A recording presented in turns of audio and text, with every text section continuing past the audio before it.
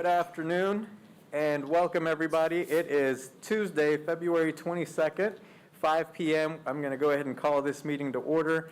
Good afternoon. Welcome to all of my board colleagues, to Dr. Stubblefield and all of our staff who are present, and to any invited guests that are with us in person, and to any guests that are watching via Zoom or YouTube. Welcome. Thanks for joining us today. So just a couple of housekeeping tips. Please make sure that your microphones are muted and your cameras are off for bandwidth purposes unless you are speaking. And when you do speak, anyone coming to the microphone or to my board colleagues or staff, please make sure that you speak directly into the microphone so that folks at home can hear you and so that we can hear you, and also for the recording on YouTube, just to make sure that everything is audible. So just please make sure that you speak into the microphone clearly. Thank you. I'll go ahead and read our board norms and protocols as we do at every board meeting. As a board, we agree to respect differences of opinions in making decisions for the district, to follow best practices in managing the superintendent and the management of the board itself, to stay on task when conducting business for the district, including while at board meetings, to never surprise the superintendent or each other when conducting official business of the district, to read these norms at the beginning of each board meeting and at board workshops as a reminder of how to conduct our meetings, and to continually self-check to determine if we are following our norms when conducting district business. With that, I would ask our clerk, Ms. Smith, to please do a roll call. Yolanda Clark. Yolanda Clark, present. Maxine Drew. Maxine Drew, present. Janie Humphries. Janie Humphries, present. Randy Lopez. Randy Lopez, present. Wanda Brownlee Page. Wanda Brownlee Page, present. Rachel Russell. Rachel Russell, present. Dr. Nguyen. All right, thank you. I would move that we amend today's agenda to add item C under agenda item number 2 for recognition by KNEA. So move to amend today's agenda to add an item C under agenda item 2, awards and recognition, as a recognition from our KNEA.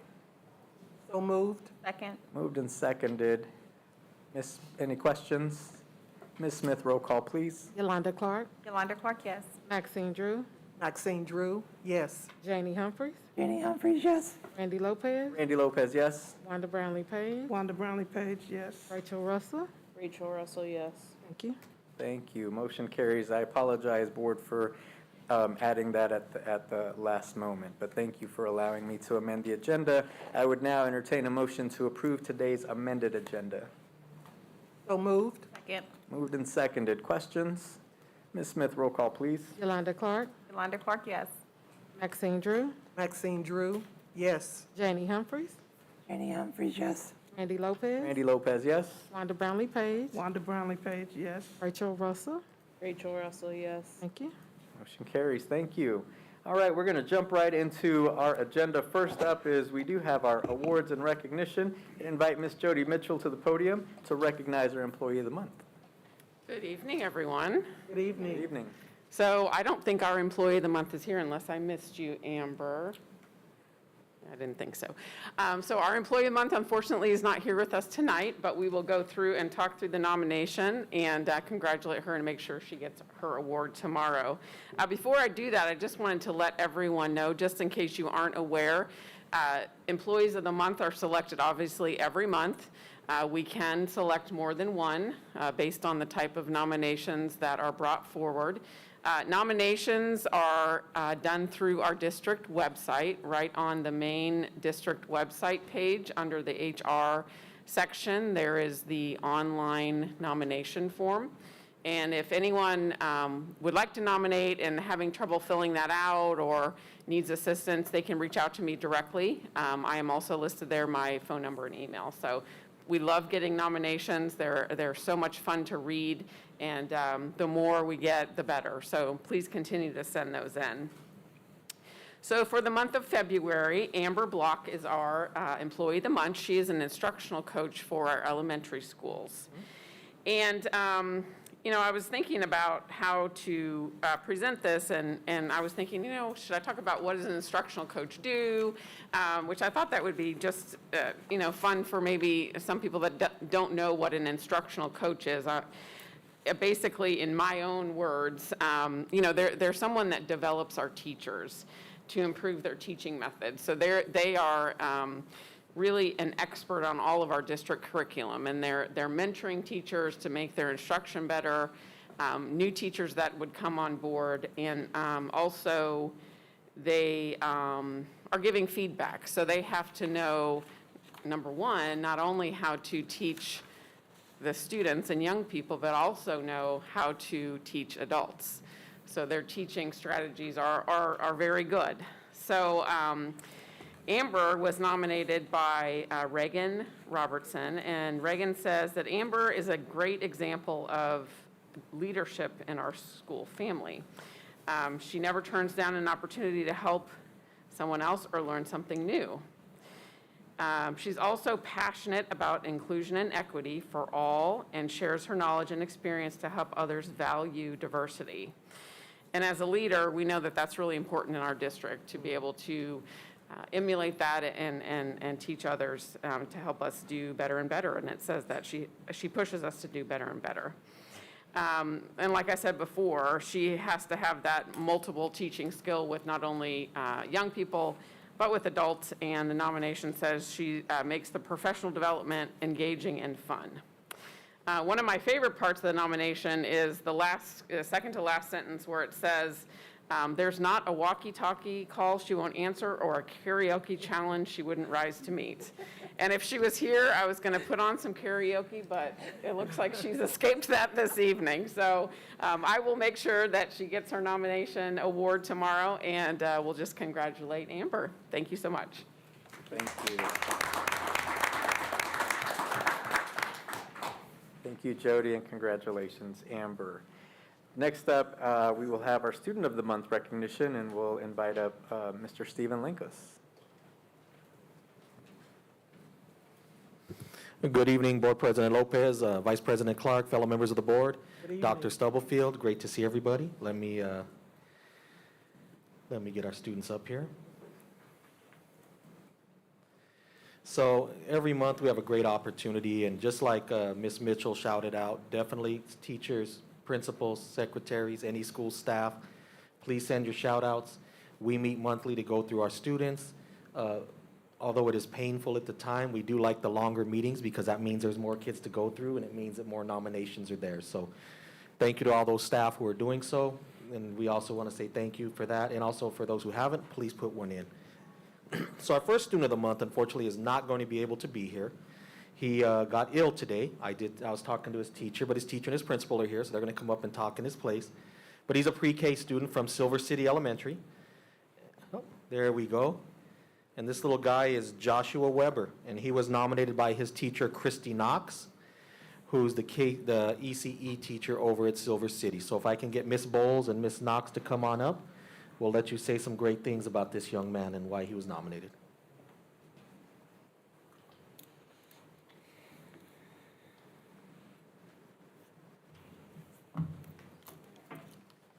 Good evening. Good evening. Am I speak? I haven't done this before here, so can you hear me? Yes. Okay. Yes, it was very sad. Right after lunch, he was sick, so we were looking forward to him being here today, or this evening. We're nominating Joshua Weber as our Silver City Preschooler of the Month because he is eager to learn. He's engaged in lessons and activities. He listens, follows directions, responds to questions and activities. He is a great friend and helper. If anyone is hurt or upset, he's rubbing their back. He's being a friend. If someone doesn't have on the playground, they're not playing with anyone, he will go and ask them to play. He is so kind to his classmates and is so responsible that we can ask him to help with any classroom job that we need. And we just are very proud of him, and he's a very special preschooler. So thank you.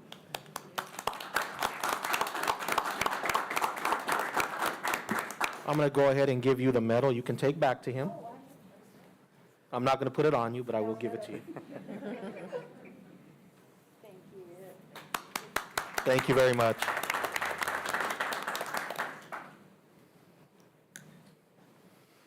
Our next student is a fourth grader from Quindaro Elementary.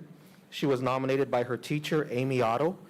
And our student is Mary Dargy. So Mary, if you want to come up.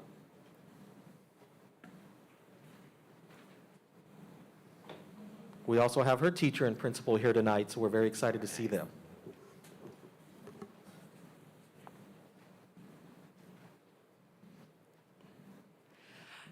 I am very excited to see Mary get this recognition and honor.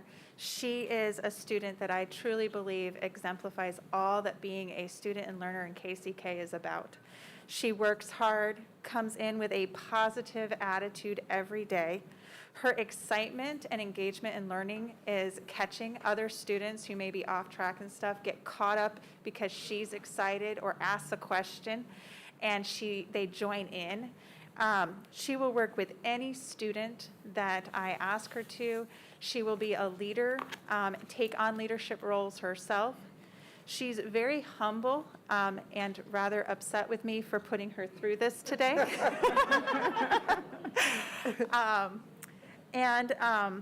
She won our Quindaro School Spelling Bee, beating out fifth graders this year, and she made it to the second round at the Wyandotte County Cooperative Spelling Bee. And she has never done anything like that before. She takes on challenges. I could just keep going on and on, but I'm just so excited that the district is honoring her tonight. Nice.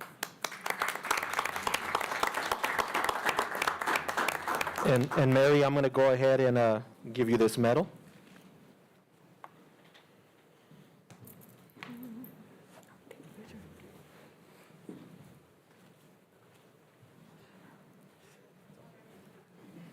She's a little nervous, but I know when she gets up there, she'll be fine. And sir, if you just want to come over here, you can take some pictures as well.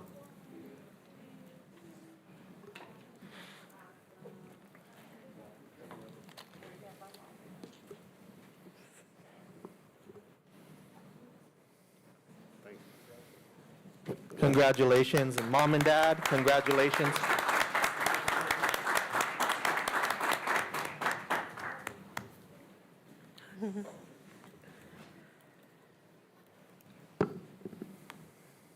Our next student is an eighth grader from the Gloria Willis Middle School.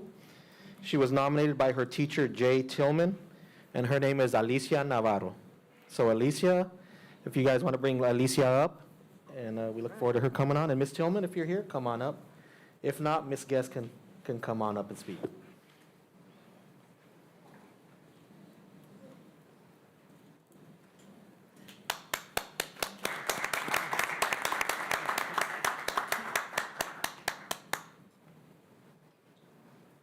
Good afternoon.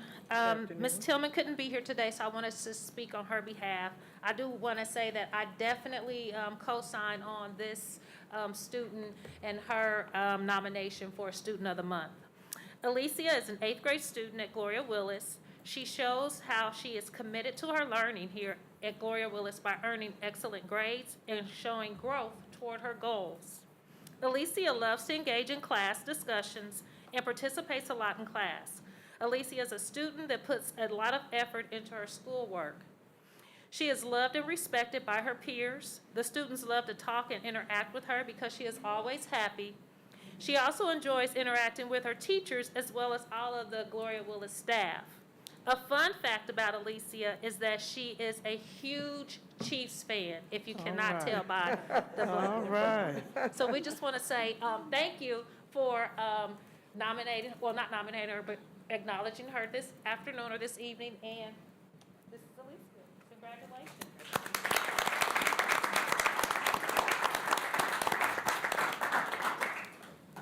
And Mom, if you want to just bring her around, our superintendent and board president will be out here so we can get some pictures.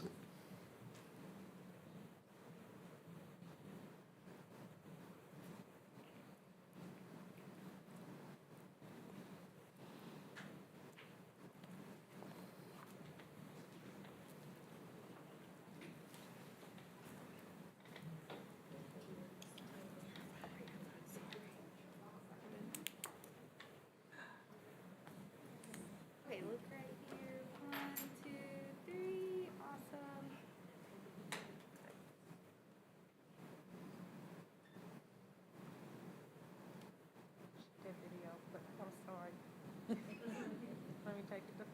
1, 2, 3, here we go.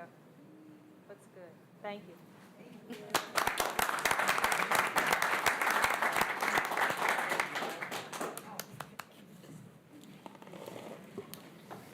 And our last winner for this month is from J.C. Harmon High School. And he was nominated by his teacher, Courtney Turner. And this is an 11th grader, Ezequiel Cuevas Perez. So Ezequiel, if you want to come up.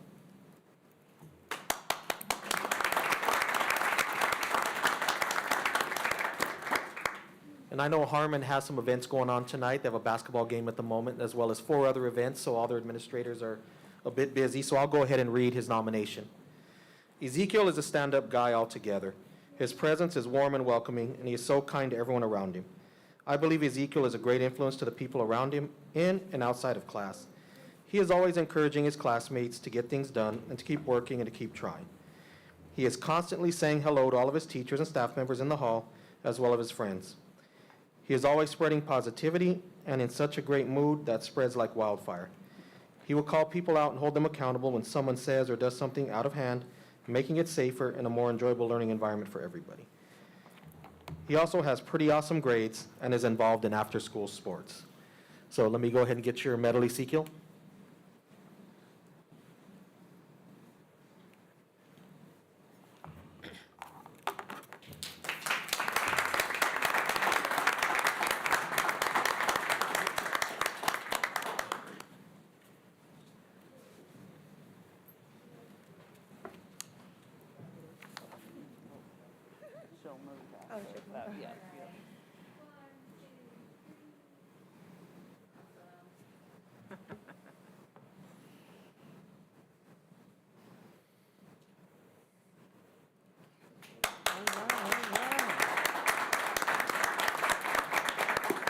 Ezekiel, once again, congratulations.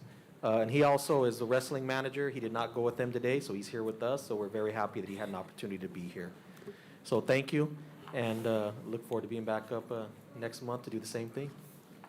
Thank you, Mr. Linkus, and congratulations to all of our students and to everyone who was nominated. So looking forward every month to this section of our agenda. Next up, I'd invite KNEA President Dom DeRosa to the podium, please.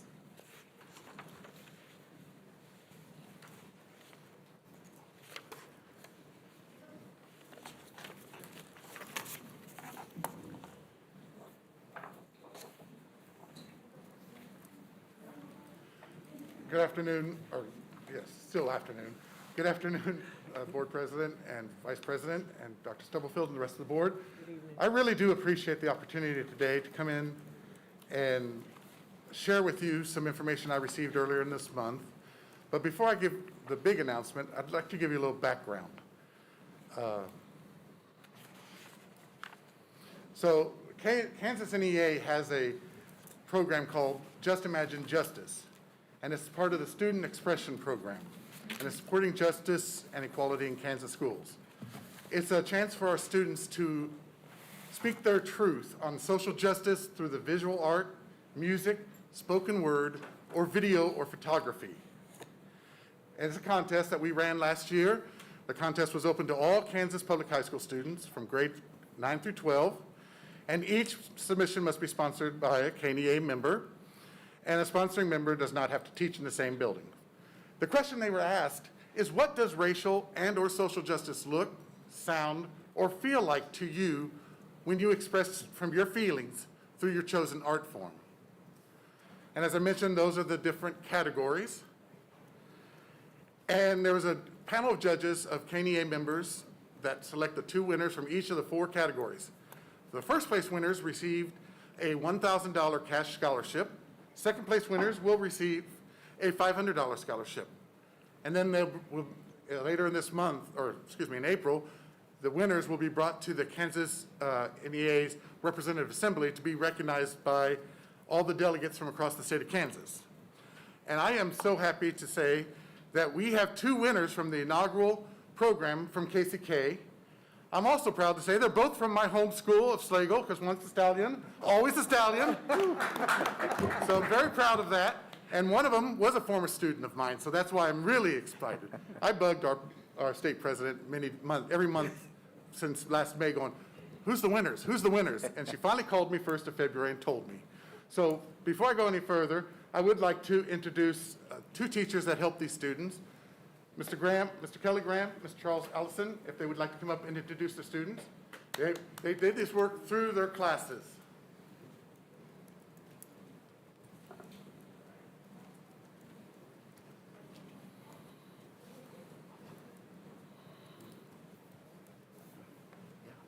Well, my name is Frank Allison, and I am a teacher at FL Schlegel. I teach all the pre-law pathway programs, and Allianz was in our Foundations in Law class.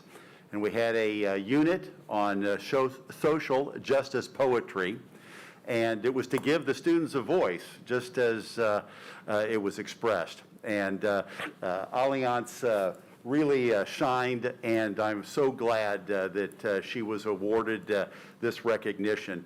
And Mr. Graham was instrumental as well, and I'll go ahead and have Mr. Graham step up.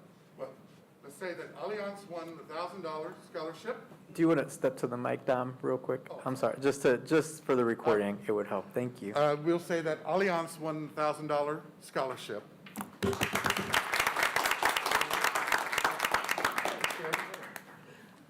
yours. Hi, thank you for the opportunity. This means a lot. So I would like to share my poem that I wrote, Justice. I am an African American person. I am judged by my skin color. I am also judged by the food I eat. So what's justice if I can have my own freedom? What's justice if I can embrace my own beautiful melanin? What's justice if injustice exists? All I live with is injustice. All I see is injustice. All I hear is injustice. But still, I hope for justice. Because even though I am misunderstood, I know that sooner or later, my brightness will shine like the polar condensate, and my brown skin will shine brighter like the sun and tell my story. My soul full of wisdom will protect me because of the food I eat. I need justice. Thank you.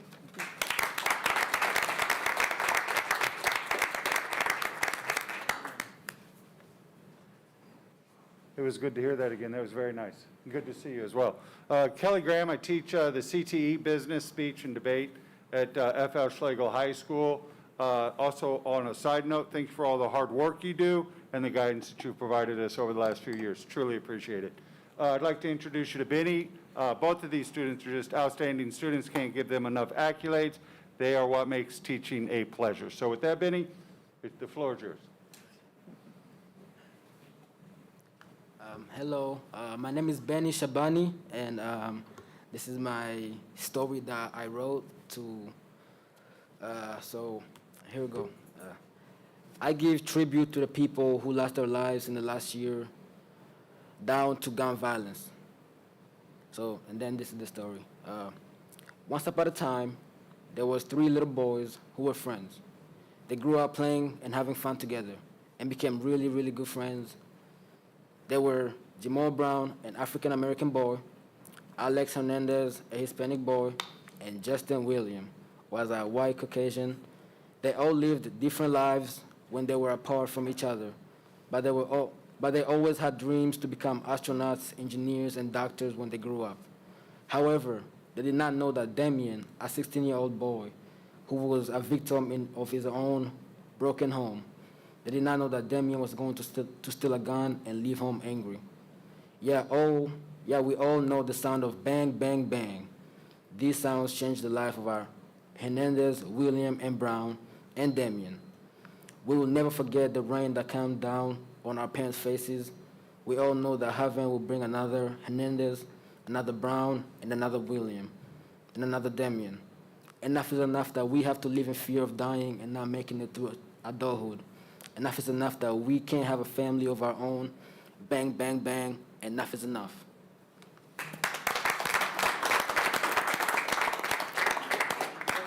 And if I didn't mention it, Benny won our $500 scholarship for that. So out of the whole state of Kansas, we have 2 winners here in KCK.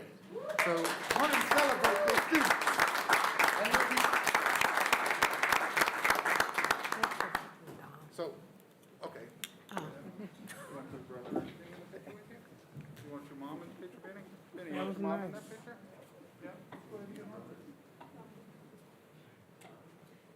want them in the photo with you? Come on up, yeah, come on up, get on up there. It's family time, go on up there. You want to get in the picture? Austin's good, take the picture. Do you want to get in the picture? Okay, I'll take a picture if you want to get in it. Do you want to get up there? I'll take a picture. Oh, yeah, I understand.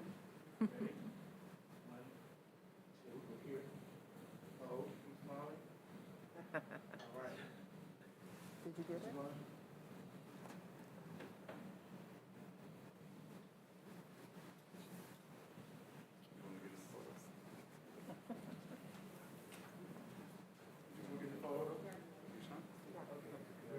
She wants to get in the photo. She wants to get in the photo with her son, yeah. Austin's going to get up there too. Get his camera, get his phone. You want me to take a picture, Austin? Yeah, yeah, that's a great idea. Thank you. Ready? Look at me, everyone look at me. 1, 2, 3, keep smiling, hold. 1, 2, 3. You got it? Yeah.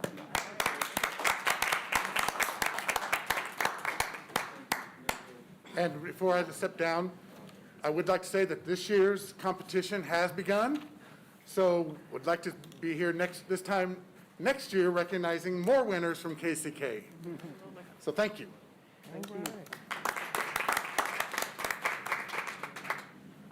Thank you so much, Dom, for sharing that, and congratulations to our 2 outstanding winners. And thank you for sharing your art with us today. That was beautiful. Next on our agenda, item number 3, we will move to the community comment portion of our agenda. Just a reminder, when you're called, please come forward to the microphone. Please speak into the microphone so that we can hear you. If you have anything that you would like to share with the board, any documents, please make sure you have those for every board member. You will have 3 minutes to speak. At the end of 3 minutes, you will be asked to stop. And please remember to share your name. And then make sure our board clerk has your contact information for our roll. And for anyone watching at home, you're always welcome to speak and make a comment.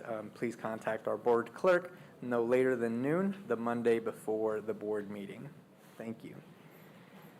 So first on our agenda, I would invite Mr. Alejandro Valdez to come to the microphone. Is he not here, Ms. Smith? Okay. Thank you. Next up, I would invite Mr. David Sumi to come forward to the microphone. Thank you.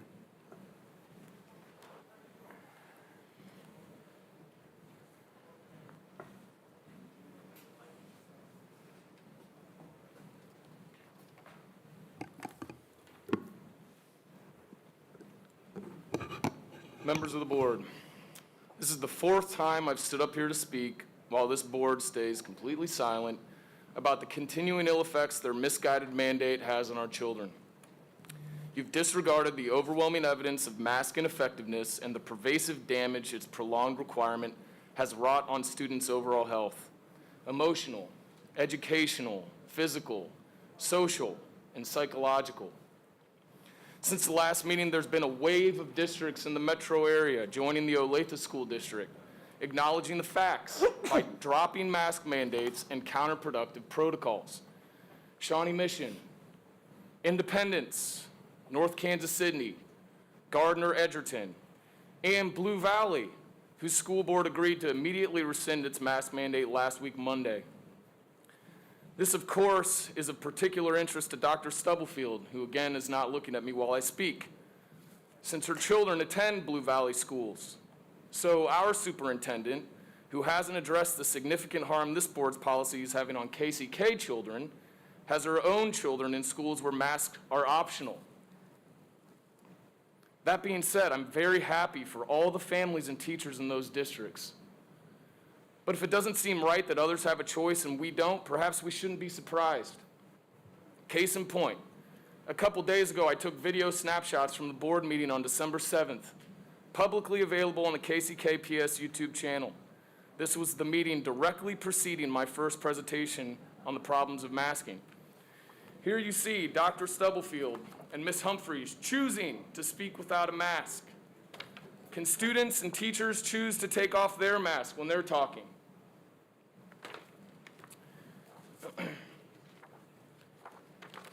Here are Ms. Brownlee Page and Mr. Goheen with their masks well below their nose for extended periods.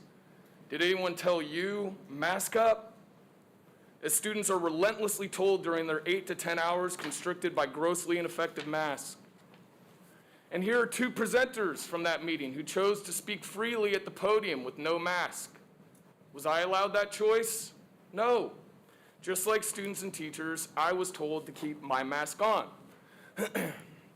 Unfortunately, Mr. you've lost your Sumi. credibility. Please don't interrupt me while I'm speaking during my Mr. Sumi, time. I'm going to ask. And that this you is please- blatant hypocrisy. Mr. Sumi, I'm You're going to ask that you mandating please wear your absurd and mask, sir. overbearing rules on others that Mr. you Sumi. yourselves don't even follow. Mr. Sumi, I'm going to It's ask. really that you actually please shameful. wear your mask. To those of you who are watching that are more upset Mr. by the Sumi, board's I'm sorry to hypocrisy and interrupt. silence Mr. Sumi, than you are with me for being here again and calling it out, we're going to take a quick I recess. implore you to take Thank your you. own action.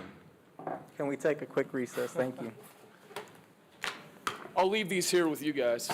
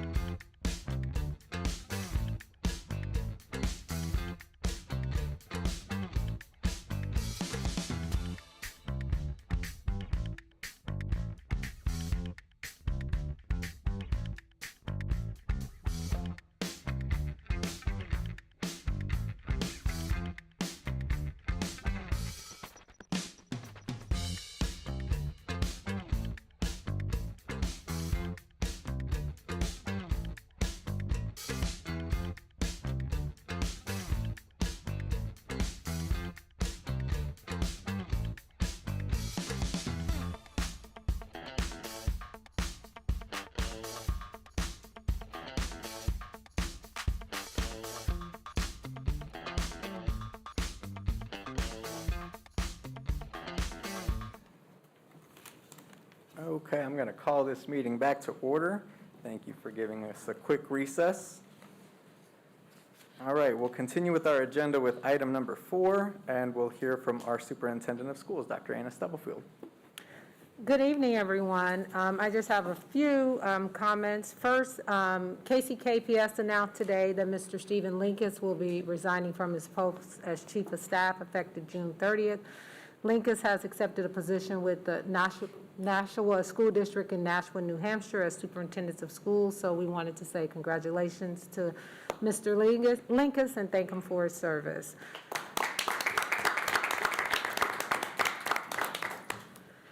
We would like to take a moment to wish our student athletes good luck this weekend. We have several wrestlers competing at the state tournament in Park City. Harmon wrestler senior Dom Gwazi-Wiki, I apologize for mispronouncing your name, Juma Imbrami, Angelica Alamone, and Kamali Jackson. So congratulations to those Harmon wrestlers. From Wyandotte, we have CJ Anderson and Franklin Van Bieber. And from Sumner, we have Alicia Harris and Byron Keith. So congratulations to all of those students who are competing in the state wrestling tournament this week. We also want to give a special congratulations to Aaliyah Netherland, who was selected as Keisha's covered True Blue Student of the Week. Aaliyah is a senior at Sligo and is a street sport athlete in activities. Her activities include vocal music, orchestra, and dancer on the dance team. In addition to her activities, Aaliyah is the salutatorian of her class. The Keisha True Blue Student of the Week honors student athletes throughout the state of Kansas who excel both on and off the court. So congratulations to Aaliyah. Just a reminder of a few of our upcoming COVID vaccination events. Over the last couple of months, hundreds of kids between the ages of 5 to 11 stepped up to the plate to get their COVID-19 vaccine. We have 2 additional upcoming vaccination events that we want to remind you about. The first one is this Wednesday, February 23rd at Gloria's Willis Middle School, and it will be from 4 to 6 p.m. And then the next one will be Thursday, March 3rd at Central Middle School, and it also will be from 4 to 6 p.m. Kansas City, Kansas Public Schools is happy to celebrate Public Schools Week during February 21st through the 25th. This week is used as a time to reflect on the importance of public education. More than 50 students attend public schools across America. 50 million students, attend public schools across America. Thank you to the students, staff, and community members that make our schools what they are. KCKPS truly could not be a success that it is without each and every one of you. And my final comment is that we've had to have a few days where we've canceled school either due to COVID and/or snow days. Just for those individuals who are wondering, if we have to have any other school cancellation days, our seniors will need to make up a couple of hours. Right now, for the other levels, we are still within the state requirement, and if we have to cancel, we'll make sure that we communicate on the front end. But I just did want to let people know we're still in compliance. If we don't have to cancel any more days, seniors will not have to make up hours. So, thank you. Thank you, Dr. Stubblefield. Just a few points. First, I do want to give a shout out to my dad, who might be watching at home, who's celebrating a birthday today. Feliz cumpleaños, papá. Que Dios te siga bendiciendo. Te quiero mucho y que te llene de mucha salud. Y gracias por todo lo que haces por nuestra familia. So, thank you, board, for indulging me on that. Happy birthday, Dad. I want to say thank you to the curriculum department for the open house that they hosted last week. I was able to visit and learn a little bit about some potential new curriculum that was shared on that evening. So thank you to all the staff that were present and that were interacting and giving information. Thank you for that. Last week, I was also able to join, and I think some of my fellow board members were as well, the author talk put on by our library system, who hosted a virtual conversation with Richard Rothstein, author of the book Color of Law.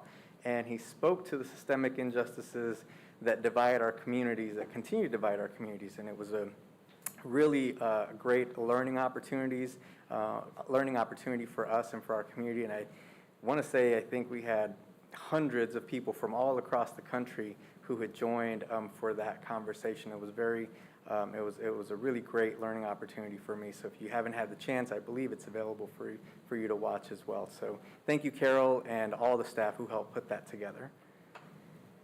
Last week, I also had the chance to visit J.C. Harmon High School and Wyandotte High School Wednesday evening during Family Advocacy Days, and got to walk the halls and chat with some parents and with staff, and it was great seeing so many families who showed up for Family Advocacy Night last Wednesday evening and who were interacting, and the staff were just amazing, greeting our families that were showing up and really working with them. So just thank you for everyone. I know that's a lot of work that gets put into FA Days, to Family Advocacy Days, and so just thank you to staff, because I know that's truly important in the growth of our students. I would just encourage our community to continue to watch and pay attention to some of the potential legislation that we're seeing in the Kansas legislature that we should all be paying attention to. Some of it very directly aimed at public education and could very much affect our funding and our status as educators. So just please stay informed and reach out to your representatives to make your voices heard. And I would just say thank you to Dr. Nguyen, who's in it every single day and advocating for our community and for our students. And I know it's tough, but thank you for the work that you do, Dr. Nguyen. Lastly, again, Dr. Stubblefield shared about Mr. Linkus, so congratulations to you. It's been a pleasure getting to work with you here in our district and our community. And I do want to share a somber congratulations, but a very big thank you to Ms. Sharita Hutton, who I think is watching virtually as well. Next week, she will be leaving our district for another position. While we're sad to see you leave, we congratulate you on this amazing opportunity that you have in front of you, and a great step in your career. You've been a great member of the Kansas City, Kansas Public Schools family, and we thank you for the work that you've done in helping to lead some of the initiatives like Enough is Enough, our COVID vaccines, graduations, and much, much more. So just thank you, Sharita. You'll always be a part of our family, and thanks for all that you do. And that's all I have for now. So I'll open it up to any other board commentary. Ms. Humphries. Yes, today was an extremely exciting day. I got to start the morning out at Washington High School with our middle school band festival. We haven't had that for 2 years. All 7 of our middle schools were there playing their hearts out, and they sounded wonderful. I thank the teachers who've worked so hard the past 2 years, especially when they were virtual. Have you tried to teach strings, band virtually? They did a wonderful job. It was a very exciting and heartwarming moment this morning to be back in with our kids. Thank you. Ms. Drew. Just like to say, I was out publicly this week and saw someone that I knew that I attend church, and he had a young man with him who is a second grader at Stony Point North. And he walked up, he didn't know me, he walked directly to me and told me his name was King Chambers, and that he was chosen at Stony Point as Student of the Week at his school, and he was proud for me to be able to know. He didn't know me at all. And so I just want to acknowledge that we are planting the seed within our students so that they can move forward. That's awesome. Thank you, Ms. Drew. Would just like to add on to the family advocacy. I was able to be on both sides, both a parent and a board member, and our staff was able to quickly pivot to do a lot of virtual. They were very responsive. So I just want to echo the thank you from a parent side and from a board member side is really appreciated, especially when parents are busy with schedules, and the way we were able to really pick up and have communication all different types of ways was really appreciated. Thank you, Ms. Clark. Dr. Nguyen. Thank you, Mr. Lopez. And I just wanted to reiterate what you said, that if you don't know how to, and this is for the listening public as well, for us, we get the KSB updates. Click on those, and they're very informative, and they tell you the status of the bill. But for other people, just go on the Kansas Legislative website and click on Education Committee, either House Education, House K-12, Senate Education, and it'll at least tell you what bills are in play. So it's, there's some very serious anti-public education bills, and they could really, you know, if there is a low morale issue with teachers, these just load on the responsibilities and the requirements of the school districts. So do keep in tune. Thank you, Dr. Nguyen. Okay. Seeing no more? All right, thank you. And thank you, board members, for your continued work every single day to serve our district. Next agenda item is an update from the main library. So board, I know this has come before us previously. We've had some conversations. The intent tonight really isn't to dive into a deep conversation, but really to provide a little bit more guidance to Ms. Carol Levers and to our library staff. Just a little bit of history and to catch everyone back up, and it should be in your board agenda as well. A few years ago, the library was conducted a feasibility study on the main branch to see the viability of different concepts on for what we could do with the main library branch. There was conversations around potentially renovating or building new. I know there were community conversations that were held, and there was conversation that predates myself on the board as well.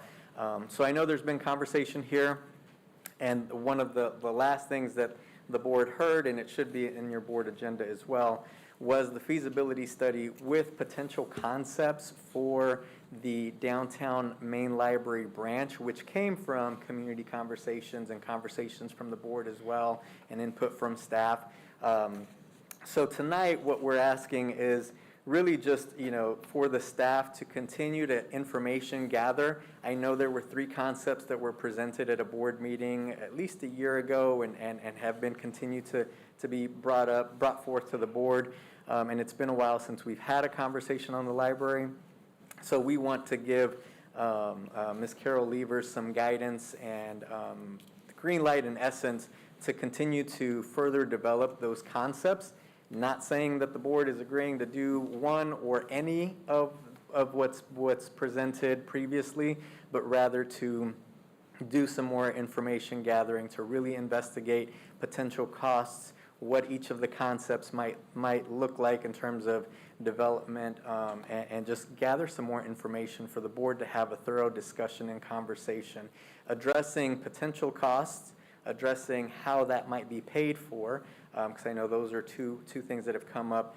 Ownership of the building, I know we currently own, and we want it to stay that way, and other questions that may have come up. But this is just coming forward really for the board to green light so that Ms. Levers and her team can move forward with gathering more information, bringing that detailed information back to the full board at a later board meeting.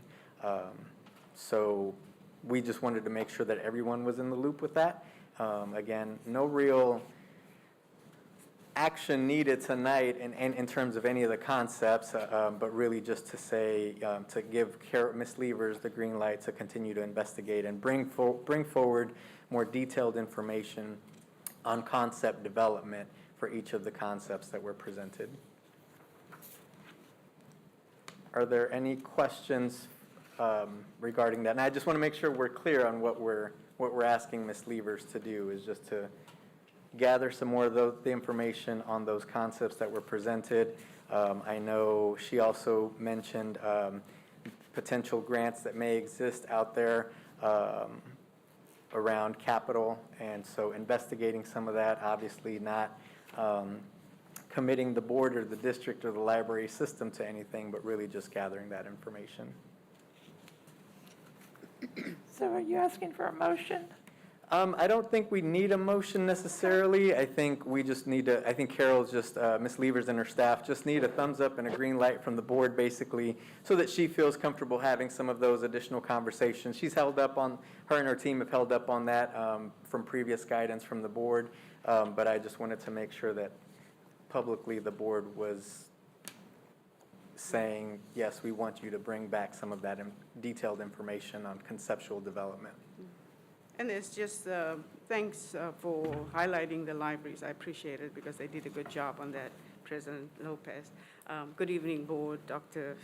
Stubblefield. There was just, we found out just this past week that there were federal funding in grants for up to $25 million available for public building projects.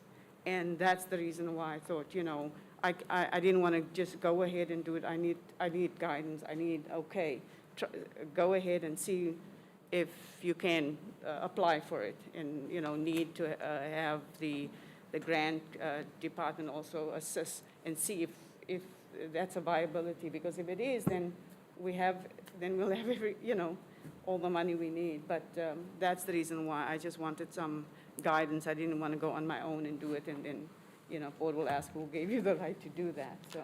So you're going to investigate whether we would qualify to apply for the Right, grant? And then you yes. would come back and tell us if It's we can. actually, they just mentioned it last week, Thursday or Wednesday, and it's due the 28th. So the 28th. time is, I mean, it's, you know, so I need to, I didn't even want to call. I wanted to make sure that I get the okay from the board.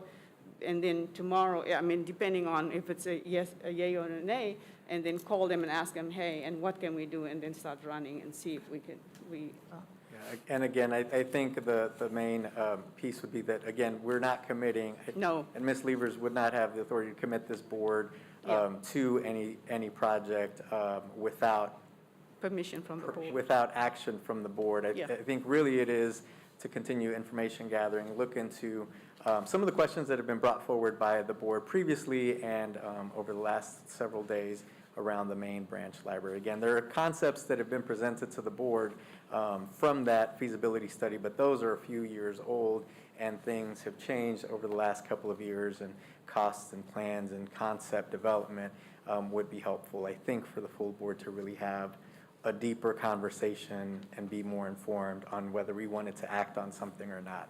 I saw Ms. Russell had her hand up, and then I'll come to Dr. Nguyen. Yeah, I just had two questions, and my first question is around if you could give just a brief synopsis of what the grant entails, if it is attaching it to any one concept, if it is just applying for a blanket bucket of funds. So are these funds limited to renovation? Are they limited to new builds? What is the basis of the grant funding? And then is there a dollar amount that we have to attach? So will we have to attach the feasibility study numbers to this grant application? And then I also saw that this green light is also kind of asking for the right to begin fundraising with the community building committee. And so I just wanted to be clear, are we just asking for you to, are we giving permission for you to just figure out what the next step is, or are we asking for you to do a silent capital campaign? And so I just want to be clear on those two things. Thank you. It's a matter of, I have the committee, we had this report in 2020, October of 2020, when it came out. So the committee, community committee that was involved is still asking, what can we do? And, and I can't tell them what to do yet because I'm waiting for the board to give us guidance. My question is just, can we start getting the meetings together again and have people come with new ideas? It's 3 years ago, so where do we start? Well, this is where we are right now, and where we're going and what we're going to do. If it is that we're going to do the fundraising, they can plan it out and we can bring it to the board and say, this is what the committee has decided, is it okay? Do you see what I'm saying? Yes, I am supportive of exploring, Yes. I guess, at this point, but I am not a proponent of fundraising without a purpose. And No, so until no. there is a decision made Right. on what to do, I just want to Yeah. deter us from Yeah, fundraising no, or it's just a any matter type because of- we were waiting for, it's about 3 years now, and we just wanted to take it up again and say, hey, give us the green light to go out and ask. As far as the grant is concerned, we don't have all the facts. It was just given over the, we were just given the emails, and I just thought, what can we lose by applying for it? No, I totally understand. And it Yeah. doesn't sound like there's a match component to the Apparently grant. there is, I think they said 5% of the 25 million. Okay. We must at least, and, with what we have so far, we can easily do that. But that is at the time if the board says it's okay. Then, but the matter of is to gather all the information, bring it to you, and then you can weigh the pros and cons and say, okay, this looks good or it doesn't look good. Appreciate you. Yeah. Thank you for that clarification, Ms. Russell, because I believe you're right. We wouldn't want to start a fundraising campaign Yeah. without really knowing what we're fundraising for, so thanks for that clarification. And then just another clarifying point, Ms. Levers, I know if there is a match component, again, I think that would have to be brought back before the board before you could submit to commit the library to Correct. to have that. So Yeah. just clarifying that. Thank you. Dr. Nguyen. Thank you, Mr. Lopez. I would say first, send us a copy of the email, and then send us a copy of the grant application so that we can read it ourselves. And because I think this is where we don't want to repeat the same mistakes. And so, then to, your community, what'd you call it? Community? Building committee. The building Building community, committee? building committee. Provide us a list of who's on that building committee, and then, what exactly is their mission? Because I don't remember I don't remember the mission of the committee, and that would then determine what kind of action you take. And then last, remember, we voted to have those discussions come before the board, and it didn't happen. I'll put it like that, as diplomatically as I can. It didn't happen. So I would think we would want to not stretch our staff or anybody else's staff out there and without direction, and they get out there, and then they can't get back. So I think the board should see the email, see the application. You said the deadline is 28th of February? And yeah, it was just, I think it's Thursday, I can't, or it was a time with snow. The 28th, I think emails it's- came out, and it wasn't Okay. specifically addressed to me. I just happened on this email, and I Right. thought, well, I'll have to wait until the board meets on Right. Tuesday. And then I'll just go ahead and take the leap. I would support identifying first real cost for concept 2, and actually even adding solar panels. But concept 2, is this extent of concept 2 in February 2022? So, thank you, Mr. President. Thank you, Dr. Nguyen. And just, and I think definitely we want to, and that's part of what we're asking Ms. Levers to do, is to gather some of that information and concept development and bring it to the full board so that the full board can have the conversation. I just think there may be some conversations that Carol has to have initially to set up a meeting and to talk to the architecture firm to say, hey, this is what we're needing. I think those conversations are okay for Carol to have, but the full conversations about the concepts, concept development, costs, and all of that should definitely be brought back before the board so that we can have those further conversations. Yeah, I just wanted the green light to go and address it and say, hey, bring that back, and not just say, go to them and ask them that, and then board will say, we didn't ask it, we didn't tell you to do that. Yeah. Ms. Page?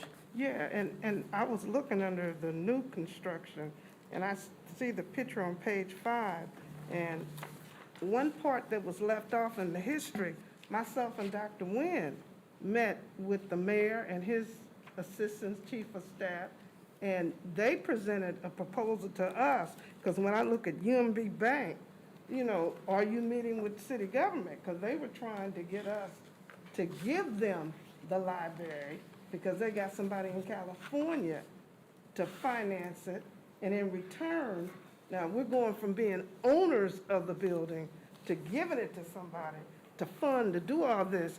And I mean, when I see UMB Bank, who else are you talking to? Because it's in this structural design. And what do you do with the old UMB Bank? Are we having those kind of talks with city government? Because what are they doing with that old building? And the new idea for this 3 concept is to tear all that down. We don't own that. So how do we deal with that? And I don't think we should have to pay to tear it down, because that doesn't make sense to me.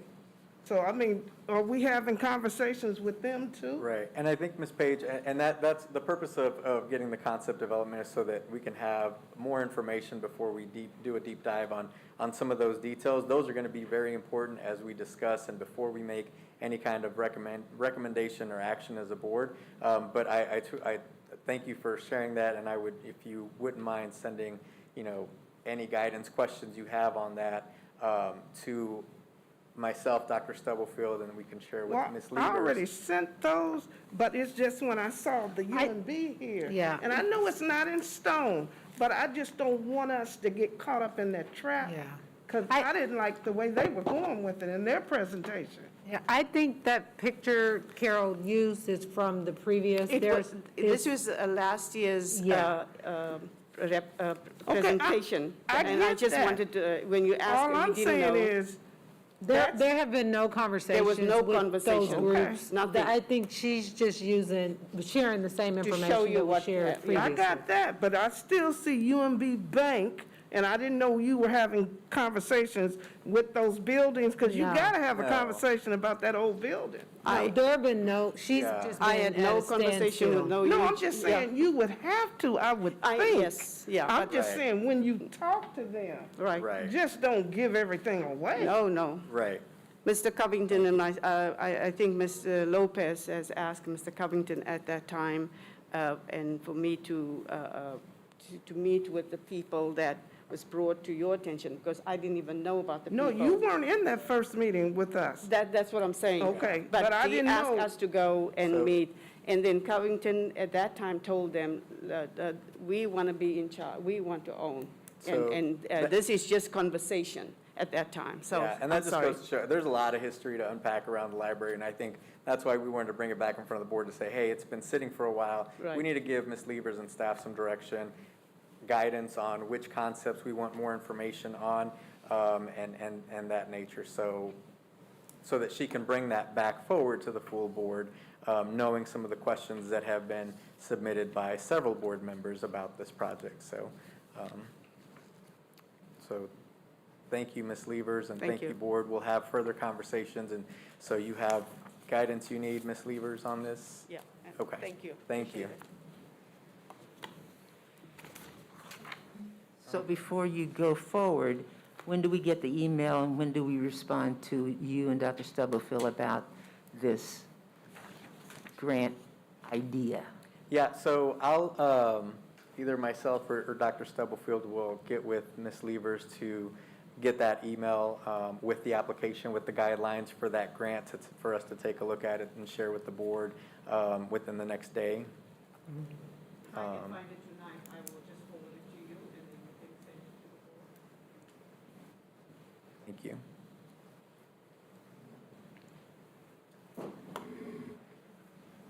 Okay, next up on our agenda is our consent agenda. Would entertain a motion to approve tonight's consent agenda. Mr. Lopez? Yes, I would Ms. like to pull the minutes. I'm sorry? I would like to pull the minutes for January 25th from the consent agenda, please. Okay.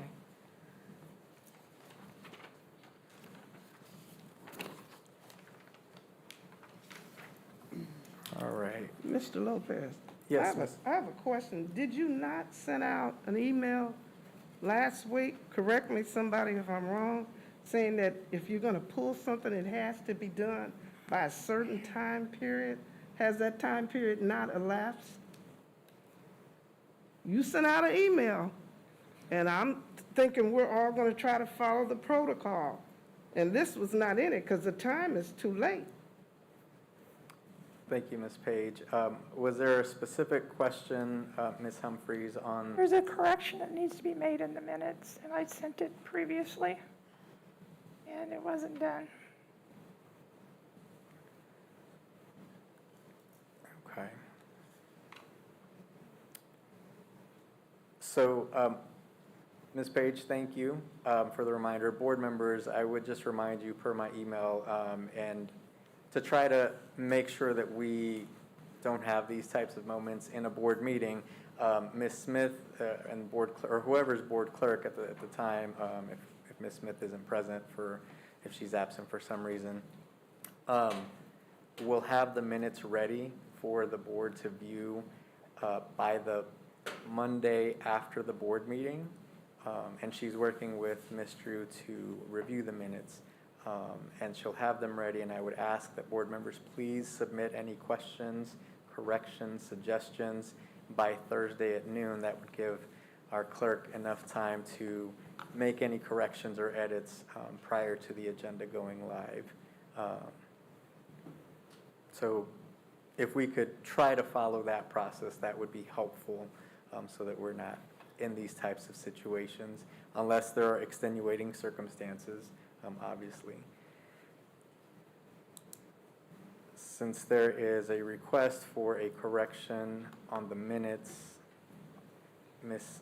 Humphries, I'll pull the January 25th minutes from the consent. Mr. Lopez, again, you sent the email out, and we're supposed to follow a certain protocol. So do we just not follow the protocol? No, Ms. Page, and I appreciate that, I really do, but I also understand that the minutes are a legal reflection of board meetings, and if there is some correction that needs to be made, we want to make sure that they are accurate and reflect the meeting. So I don't know exactly what is in question. I believe it's around a motion, some language around a motion, and because these are legally binding, I just want to make sure that they are correct. Yes, Ms. Page. My understanding, and Ms. Drew, Ms. Smith, correct me, or Ms. Drew, they went over that, they corrected that. Ms. Drew? First of all, I want to thank Ms. Humphries for bringing it up. And I did speak with her. The error was not made by by our board clerk. It was made by me. And when I spoke with Ms. Humphries about it, as I listened, I was under the impression of the information that I put in, and it was incorrect. So therefore, she pointed it out to me. Our board clerk didn't do it. I went through, I read everything, I listened as we videoed, and then I put it in. I worded it incorrectly, and it was added in. I would suggest that we take a motion to remove that one item from, and then go ahead and approve the minutes as it is written. Second, if that's your motion. I don't think, point of order, I don't think you need a motion to set aside something on the consent calendar. Right. Dr. Windsor, correct. Right. So,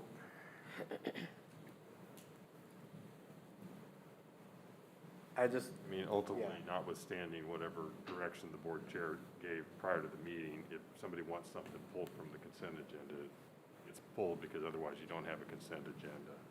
right. Could he, I'm sorry, could he, this is where we got into Microphone. trouble before. Could he repeat that? Because I Yeah, didn't yeah. hear what you said. I'm sorry, Ms. Page. Can you hear me now? Uh-huh. Okay. What I was saying is notwithstanding what the board chair has expressed as a guidance for the board and sort of a protocol to follow in terms of how to handle the consent agenda before the meeting, if you get to the meeting, ultimately, if there's not consent on the consent agenda, you can pull an item from it to make a correction or change. I mean, that's how it would go. So if somebody wants to pull an item from the consent agenda to get the rest of the consent agenda approved, they can do that with the board chair's consent. Okay. Well, we'll go ahead and pull the minutes from the consent agenda. Is there a motion to approve the consent agenda minus item F? So moved. Seconded. Moved and seconded. Questions or further discussion? Ms. Smith, roll call, please. Yolanda Clark, Yolanda Clark, yes. Maxine Drew, Maxine Drew, yes. Janie Humphries, Janie Humphries, yes. Randy Lopez, Randy Lopez, yes? Wanda Brownlee Page, Wanda Brownlee Page, yes. Rachel Russell, Rachel Russell, yes. Dr. Nguyen. Dr. Nguyen, yes. Motion carries. Thank you. Ms. Humphries, I would ask if you have a recommended suggestion, or what's the question specifically? Under board discussion, letter B, the COVID-19 contract tracing. Motion is worded incorrectly. The actual motion should be that we follow KDHE and our local health department recommendations in regards to contact tracing. Should not have to stop contract tracing for 30 days beginning February 1. That was not in the motion. Okay.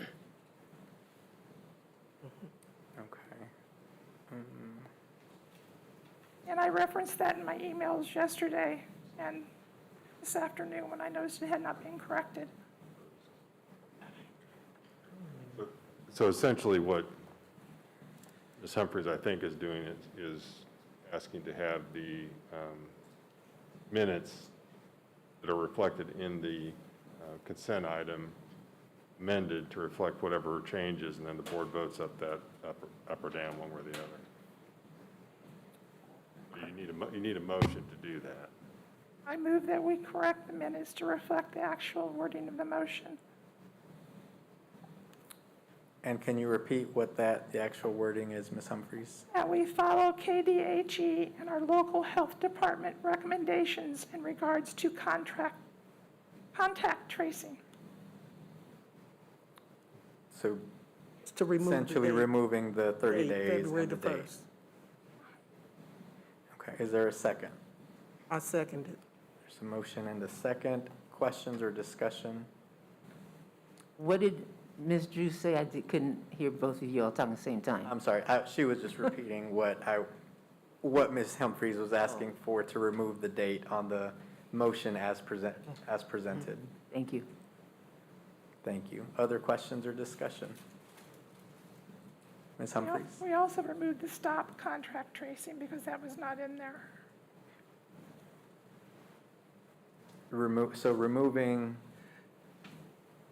So the motion would read, the amended motion would read that the Kansas City, Kansas Board of Education follow the Health Department and KDHE current recommendations.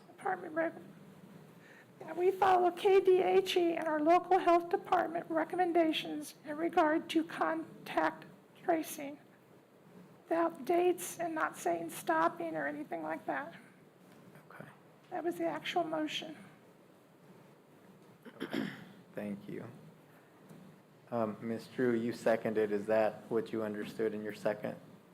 When you second, are you okay with that? Yes, I am, yes. Okay, thank you. Further questions or discussion? Could we, for future reference, you sent the email out. Can we do that earlier? Now, I want it to be correct. And part of the problem, the motion, the statement was made, and then he changed the way he said it.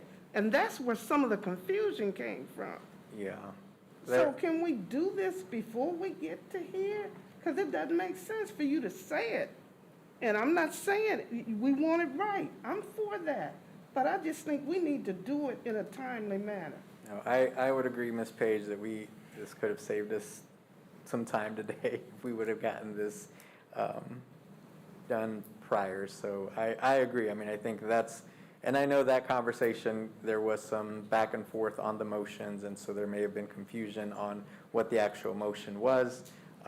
So I understand that confusion may have happened. So anyways, any further questions or discussion? There's a motion on the floor and a second. Ms. Smith, roll call, please. Yolanda Clark, Wanda Clark, yes. Maxine Drew, Maxine Drew, yes. Janie Humphries, Janie Humphries, yes. Randy Lopez, Randy Lopez, yes. Wanda Brownlee Page, Wanda Brownlee Page, yes. Rachel Russell, Rachel Russell, yes. Dr. Nguyen, Dr. Nguyen, yes. Motion carries. Thank you. I now need a motion to approve the minutes as amended. So moved. Second, Moved and seconded. Further questions? Ms. Smith, roll call, please. Yolanda Clark, Wanda Clark, yes. Maxine Drew, Maxine Drew, yes. Janie Humphries, Janie Humphries, yes. Randy Lopez, Randy Lopez, yes.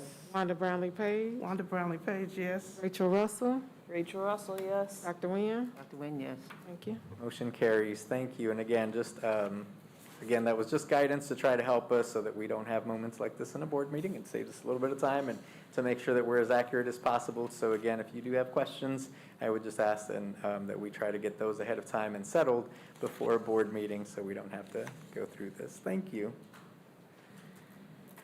All right, next on our agenda, item number 7. And we will have an update on our COVID testing policy from Ms. Tiffany Lewis. So I would invite Ms. Tiffany Lewis to come forward. As Tiffany is coming forward, she will not only give an update on the COVID testing policy, but just a general overview of the health service department and staffing as well.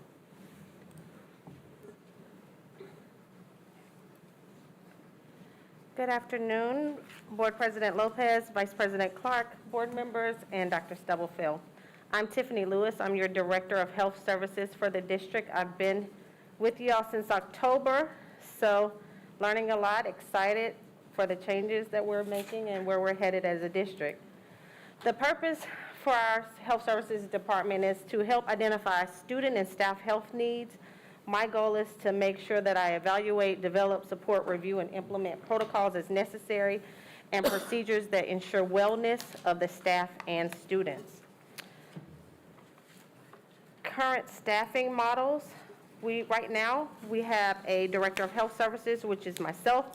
We have a Health Services Coordinator, a Health Services Compliance Coordinator, 27 registered nurses, which are full-time district employees, And then as agency staff, we have 10 registered nurses, seven licensed practical nurses, 1 certified nursing assistant, and the COVID team has 9 contact tracers, 3 of which are agency and will be leaving us shortly, and 2 COVID testers. We currently, as of today, will have 6 vacancies after next month, so I'm actively recruiting and trying to retain nurses in the district.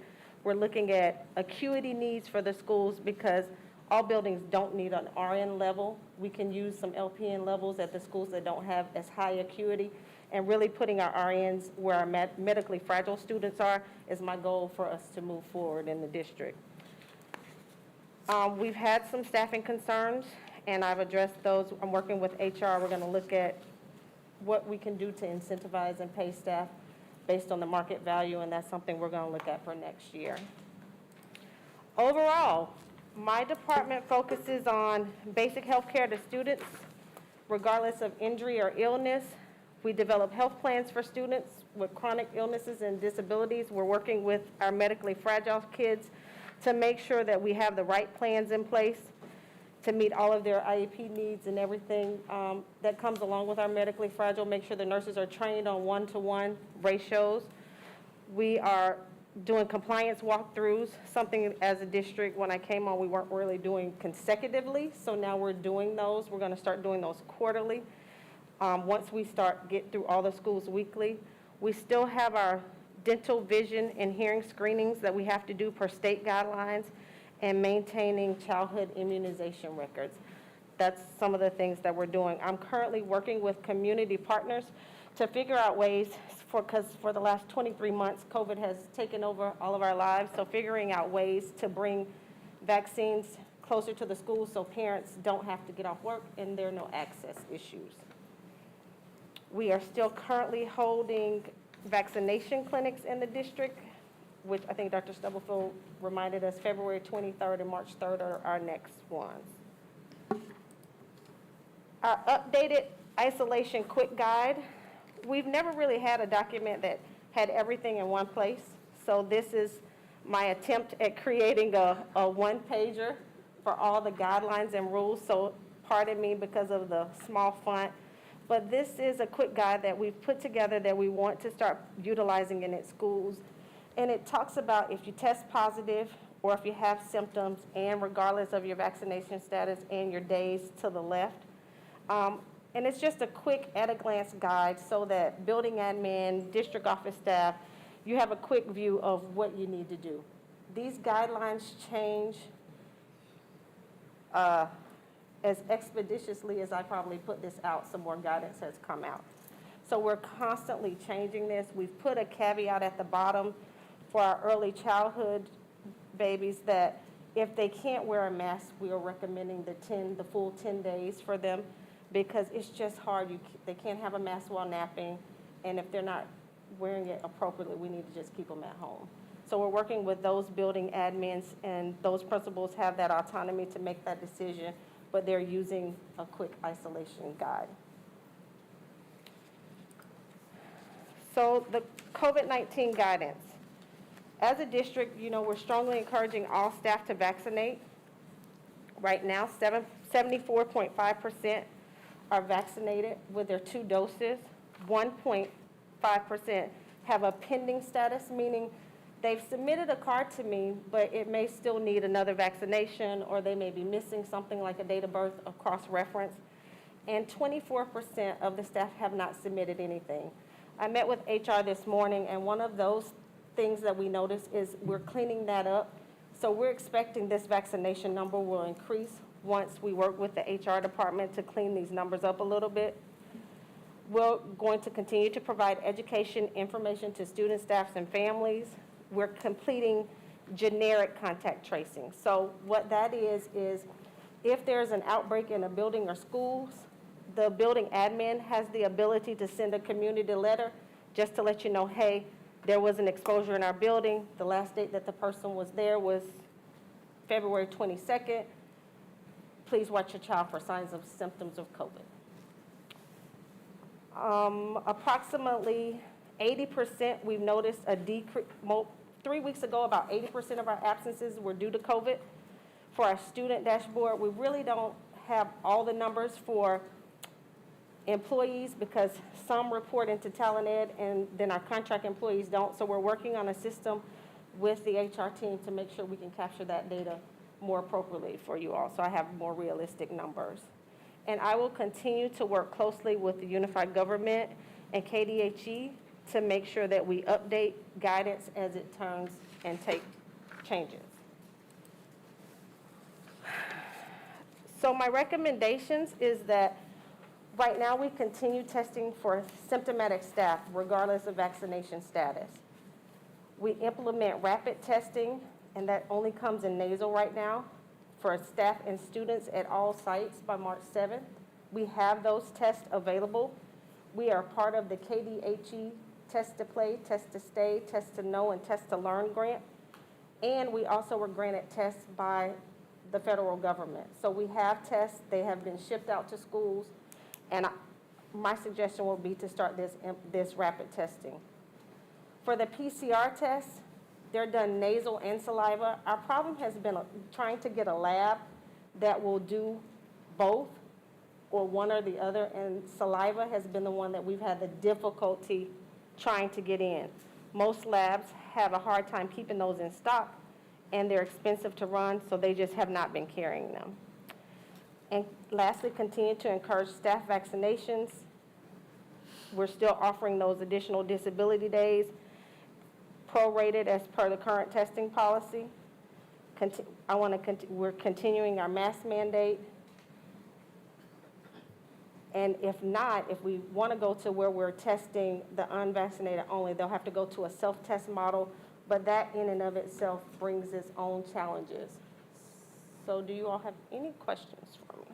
So I just want to be clear that the testing recommendation is to no longer continue testing all unvaccinated staff members on a weekly basis, but to continue, because we currently test for symptomatic staff, and then to implement the rapid testing for those who are symptomatic, or they can go to another location. But you're recommending that due to the challenges with the saliva test and the nasal test and finding a lab to do that, that we no longer continue the weekly testing with the unvaccinated staff? Correct. Okay. Sorry.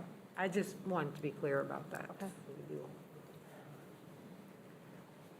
I would move to approve the staff COVID-19 testing policy update as provided by Ms. Tiffany Lewis. Second. Moved and seconded. I would open the floor for discussion or questions. I just want to confirm that so this motion approves her recommendation, or it just approves the update? The recommendation as was provided now by Dr. Stubblefield as was stated, right? So updating our policy to it would no longer test all unvaccinated on a weekly basis.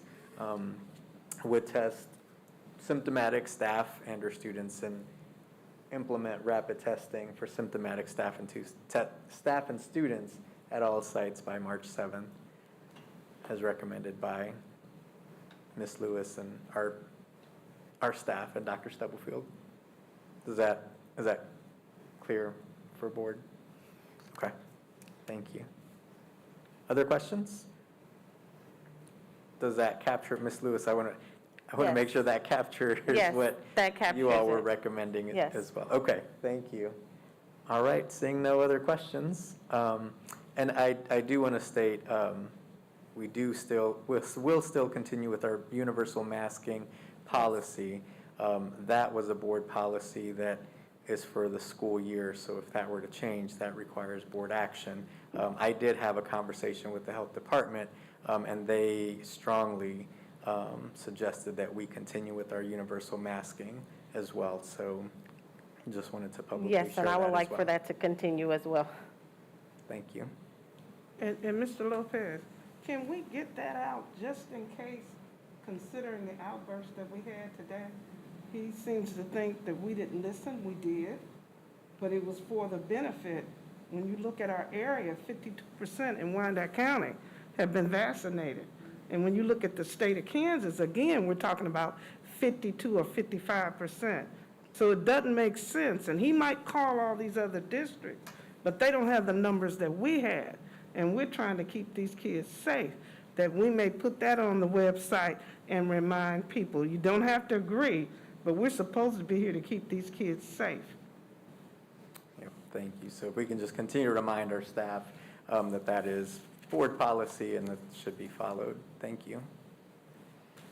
Okay, there's a motion second. Any further discussion or questions? Seeing none, Ms. Smith, roll call, please. Yolanda Clark, Yolanda Clark, yes. Maxine Drew, Maxine Drew, yes. Janie Humphries, Janie Humphries, yes. Randy Lopez, Randy Lopez, yes. Wanda Brownlee Page, Wanda Brownlee Page, yes. Rachel Russell, Rachel Russell, yes. Dr. Nguyen. Dr. Nguyen, yes. Thank you. Motion carries. Thank you. Thank you, Ms. Lewis. Next on our agenda is an update on our boundary committee members. I would pass this to Dr. Stubblefield. And I think Lenora may be on virtually. Board, we're just asking you to approve the boundary committee members who completed, we had 17 people to complete the application. When we reviewed the 17 individuals who applied in the different areas that they represented, and knowing that this will be, over 2 years, and we may may lose some members. With this being our first time having an application process, we thought it would be beneficial to have all of those different perspectives based off what they shared in order for us to make sure that we had a diverse group of individuals looking at this, and some of them who may be directly impacted by the initial decisions, but also so that we can have some unbiased things when the different options come up. So in addition to that, which I meant to share in my update, we have been in communication with Mayor Garner's office. They do have several committees that they have started, which we have representation on, and I can share that with the board. But some of those committees, we would include a representative from UG as needed when they're talking about zoning and development or building walkable neighborhoods. We just don't have a name at this time. But today we're asking for the board to approve those parent and community members who submitted the application. The first meeting will actually be tomorrow, I believe. Lenore, did I miss anything? No, but we are very excited about our first meeting, and that is going to be Thursday. Thursday. At 5:30 to 7 on February 24th. So we are very, very excited to start the work. Thank you. Is there a motion to approve the membership for the Boundary Advisory Committee as recommended by Dr. Stubblefield and submitted by Ms. Lenora Miller? So move. Second. Moved and seconded. Open for questions or discussion. Dr. Nguyen and then Ms. Russell. Thank you, Mr. Lopez. I just wanted to know just generally what strengths did these people bring? I mean, the list didn't identify neighborhood or whether they're a parent or something, so names are just names. And I've asked Don to share that link with the entire board. There were a variety of parents, community members. Every high school was represented. I think every middle school was represented. And then the elementary, there may have been some repeats, but all of the different quadrants were represented. And in some cases, there were people, like, for example, 3 of the applicants may had kids at Washington, but their kids may have went to different elementary and middle schools. And so when I was reviewing it, looking at it, there was really like, why would I take this person over that person? Which is why we just said, since all 17 of them applied, give a reasonable, rational statement. This first time out, let's keep the entire group, and after this 2-year process, we can look at it and determine if it was too large or too small. But all of the high school feeder systems were represented, including Sumner. I mean, that would be important for the community to know. Yes. And not just a blind list of names, so. We can go back when we publish it on the website or wherever, just put next to each name the school groups that they represent. Thank you. Thank you for that feedback. Ms. Russell? And we also had representation from current staff employees and past staff employees too, which was a nice asset. Thank you. Ms. Russell? I just had a general statement. I realized that the times and the meeting dates had moved. As a board member that volunteered to participate, it would have been nice to have some type of say-so and, or some type of part of what the schedule was, because unfortunately I won't be able to serve in the capacity due to other engagements. And so I kind of find that interesting, just how that happens. And I don't know what that looks like in the future, but that is something that I think should be considered, is that if board members are being asked to be represented, that we do have some type of input in the date and times and those types of things for our schedule. Ms. Rachel, this is Lenore Miller. I will assure you that we are going to include you as a participant in the loop of correspondence and any activity that we do so that you can provide feedback like 3 to 5 days after our actual in-person meeting. So you can still be a part of the team and have your feedback available for us. If that works for you, I would be happy to do that for anybody that cannot actually attend the in-person meetings. And we'll work with you on that. Thank you. Other questions or comments? Seeing none. Ms. Smith, roll call, please. Yolanda Clark, Yolanda Clark, yes. Maxine Drew, Maxine Drew, yes. Janie Humphries, Jenny Humphries, yes. Randy Lopez, Randy Lopez, yes. Wanda Brownlee Page, Wanda Brownlee Page, yes. Rachel Russell, Rachel Russell, yes. Dr. Nguyen. Dr. Nguyen, yes. Thank you. Motion carries. Thank you.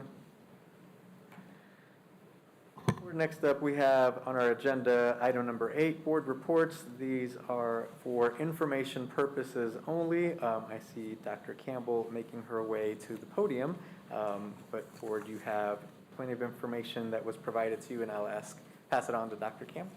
Thank you. Good evening. Good evening, Board President Lopez. Let me pull up.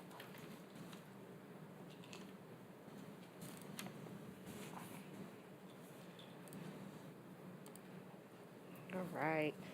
Good evening, and Vice President Clark, board members, and Superintendent Dr. Stubblefield.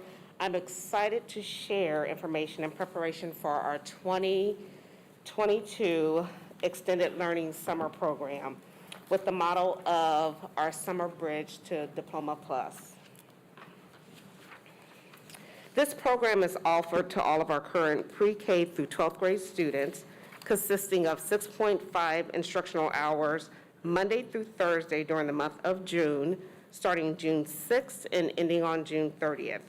The hours for elementary start times, depending on the school location, will be from 8:30 a.m. to 3 o'clock p.m. or 9 o'clock a.m. to 3:30 p.m. Middle school will consist of instructional times from 7:50 a.m. to 2:20 p.m., while high school schools will consist of 7:25 a.m. to 1:55 p.m. The focus content areas for elementary and middle school students will be ELA and math, while high school students will focus on the same content areas and more as aligned to credit recovery courses as needed. This extended learning summer elementary school sites are displayed here. Please note the schools that have other schools listed next to them in bold will be the host school, while the other school listed, the school that's listed next to the school in bold is the school that will be joining the host school. So for example, when you look at the second line item of Carruthers Elementary School, Quindaro would join Carruthers during that time. This took place due to the summer construction or projects that are taking place at the buildings during the month of June that would not be conducive to staff or students being present during that time.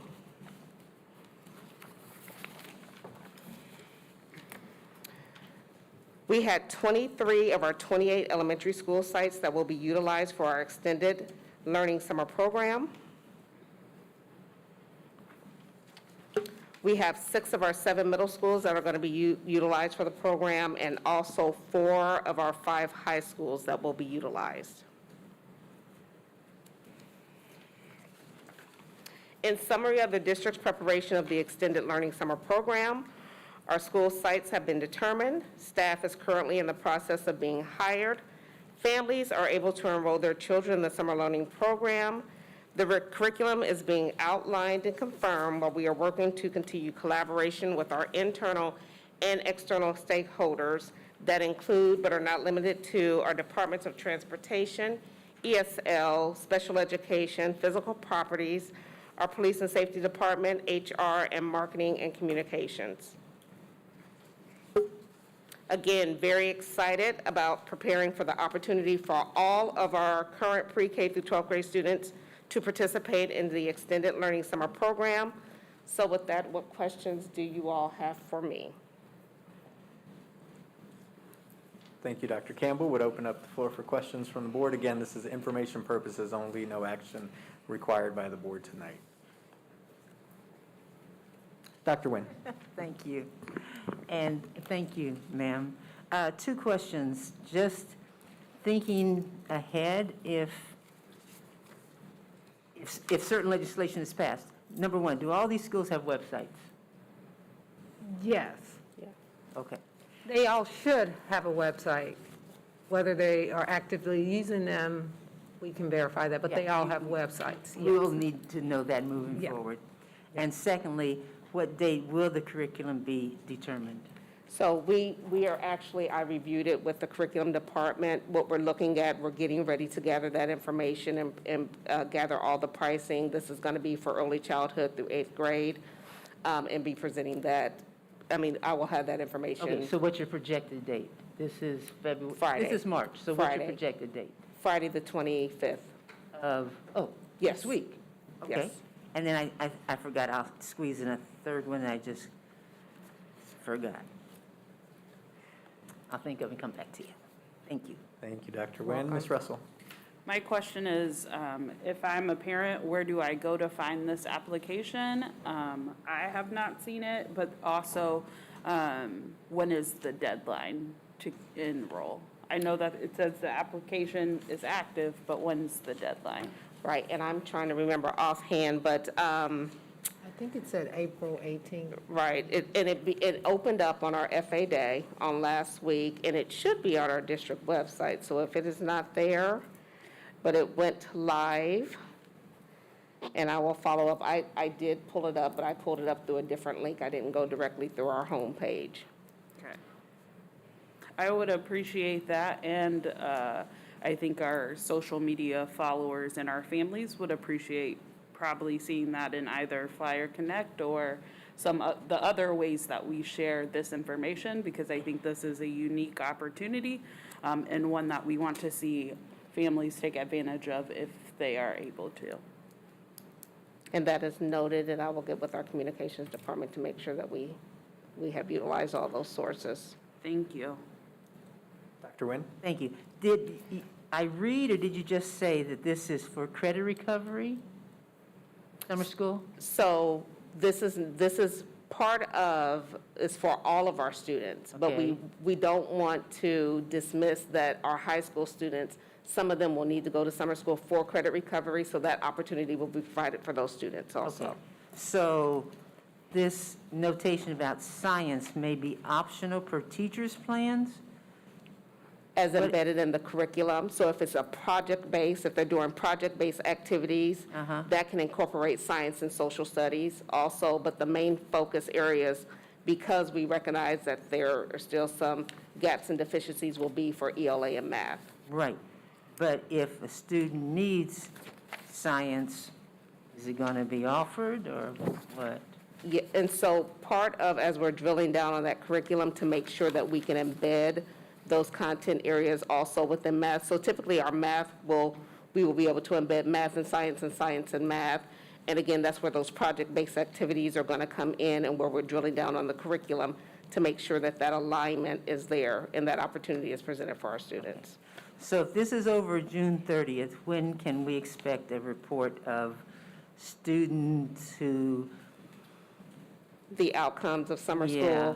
And what I stated previously, I would say, I think it would be fair to say either that as we enter in the school year, that, August or as we gather the data, August or September, whichever, how we fit it on the board agenda during that time. Okay. Because they would have had to have their scores either to graduate or whatever, August 1. Correct. Okay, thank you, thank you. Thank you. Ms. Humphries? Are we going to offer fine arts during the summer school? Yes. So like music and, Yes, so, and that's part of that committee that has come together, and we are drilling down on that. So we have been working with the curriculum department, and also there are going to be some community partnerships, for example, Alvin Ailey. So we're looking at not just the academic piece, but again, supporting the whole child during the summer time. It's going to look a little different. That's why it's called our Summer Extended Learning Program, and not just summer school, because we want to look at it through a different lens. okay, thank you. You're welcome. Ms. Russell, and then Ms. Clark. I was going to say, I think Ms. Clark had her hand up. Okay, Ms. Clark? I just have one question. So we talked about credit recovery. Is there an advantage to a high schooler that attends that maybe they don't need to recover? They want to earn additional credits? Yes, and so again, this is, we are fresh in it, but we are almost to that finish line to drill down on many of these questions that are asked. What are we going to do to accelerate our students? So I'm working with our high school to determine those opportunities beyond just credit recovery. We have our next meeting this Friday, and that will be solidified, Okay. what that will look like. So I will bring that information back to the board. I think we have an opportunity just because most of the times our summer school programs have been because you have missed a lot of school or whatever the case may be. And so just making sure that we're putting this out there and what it really stands for versus what our summer programs have stood for historically, I think will be important. I know even our high schoolers have been told before or even discouraged to attend because there was no advantage to them. So I think we have a huge opportunity to make sure that we sell it and talk about it in the right way to our community. Great job, I love it. Love it. She took the words out of my mouth. Great job. You really have presented a really great opportunity for our families and students. I guess the one question I have, as you mentioned, you are starting to hire staff. Is any of this dependent on staffing needs? Do you see any, right now, do you see any reason why we would have to pull back? Or do you believe that we will be able to offer this to everyone? So I know that's a loaded question, I'm sorry. But it's a great question. It is a question that was thought of. So we do have a Plan B in place that I've been working with HR on if we find that we don't have staff to support all of our students. But I am very hopeful and do believe that we are going to have the staff that will support our students during the summer program. Thank you. Thank you You're for welcome. you and your team's work on this. Absolutely. Thank you. And I want to say thank you to the committee because they've done a great job. Ms. Drew? Yes, I'd like to say thank you, and I have talked to several staff members. They are ready for this. They are interested in being a part of it. Good, that's great to hear. That's great to hear. Dr. Nguyen? So are we using ESSER funds for this? Yes. Sir, what number? 2, it was built into ESSER 2. And as we move forward, I think next summer and the summer after that may roll into ESSER 3. Thank you. Ms. Page? I didn't ask this in advance.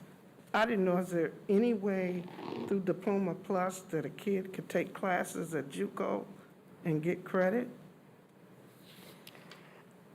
That did come up in the conversation, but let me note that to see what that could possibly look like. Again, that's just part of having a conversation with Yeah. the school. Because and see I what know that we would look at. mostly offer it during the school time, but if it's any way they could take something during the summer, if they're ahead, it wouldn't hurt. Thank you. Okay. I'll make one more. I'm not expecting an answer today, but I just wanted us to think about Kid Zone. I think Kid Zone extends through the month of June. And so will Kid Zone be noted or needed, or is it your child, here's your other option? And so just wanted to put that out there as a thought. Right, and we also are looking at the Boys and Girls Club and YMCA to support. Thank you. Board members, if you have additional questions, please make sure you send those on. Thank you, Dr. Campbell, for the information. Thank you. Our next agenda item is an update on ESSER 3. I believe Ms. Kaiser is joining us online. Board members, I'll just also say, or she's here with us, I'm sorry, I didn't see you there. As she's coming up, board members, you did receive a couple of emails this afternoon in case you didn't get a chance to review them regarding ESSER 3, so it should be in your inbox. So before she starts, there was a question around the, with ESSER 3, there is a requirement for community engagement. In conjunction with the listening and learning sessions that I did, we did have a component around how we should allocate ESSER 3 dollars. We did share some of that in the December meeting. But in addition to that, I think in your emails, we sent a list of all of the individuals and different organizations that I've met with over the course of this year and talked about ESSER 3 dollars. We do have, I am meeting, Edwin is in the process of scheduling a meeting specifically with a Native American group, because when we look back at the groups that we engaged, that was one group that was not necessarily explicitly represented. And then I also have my first meeting with the student advisory, superintendent student advisory group, which has representation from each of our high schools tomorrow, which this will be a part of the conversation as well. So based off of my interaction with KSDE and talking with other superintendents, that threshold, I don't think we'll have an issue with meeting around community engagement. So what Tracy is going to share is just the summary of, based off all of the different feedback, where we are. There is a requirement for 20% of the ESSER 3 dollars to be allocated towards learning loss. Where we need to make adjustments, we absolutely will, but I do believe that when we are totaling it up, this is not the final thing. As we sent the survey to the board in December, we did get your feedback, but this is also an opportunity for the board. If there's something that you feel like is explicitly missing, we can definitely add that. I also want to remind everyone that there was a large, which is still there, sum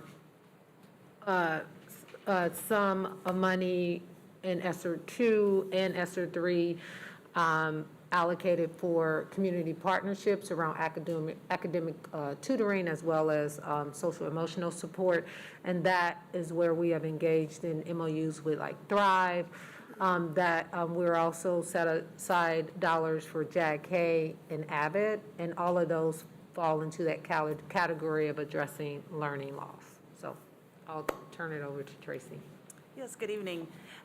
In your attached to board docs is the full description if you wanted more detail. It's a pretty large document, so I just went ahead and left that in Excel, and then did make this summary, so it's just a little bit of a quicker snapshot. So it shows the first pages are what was already started or planned in ESSER 2. And then at the bottom, last couple pages, there's new for ESSER 3, and that's where we've taken into consideration input we've got from the board, from community, and staff.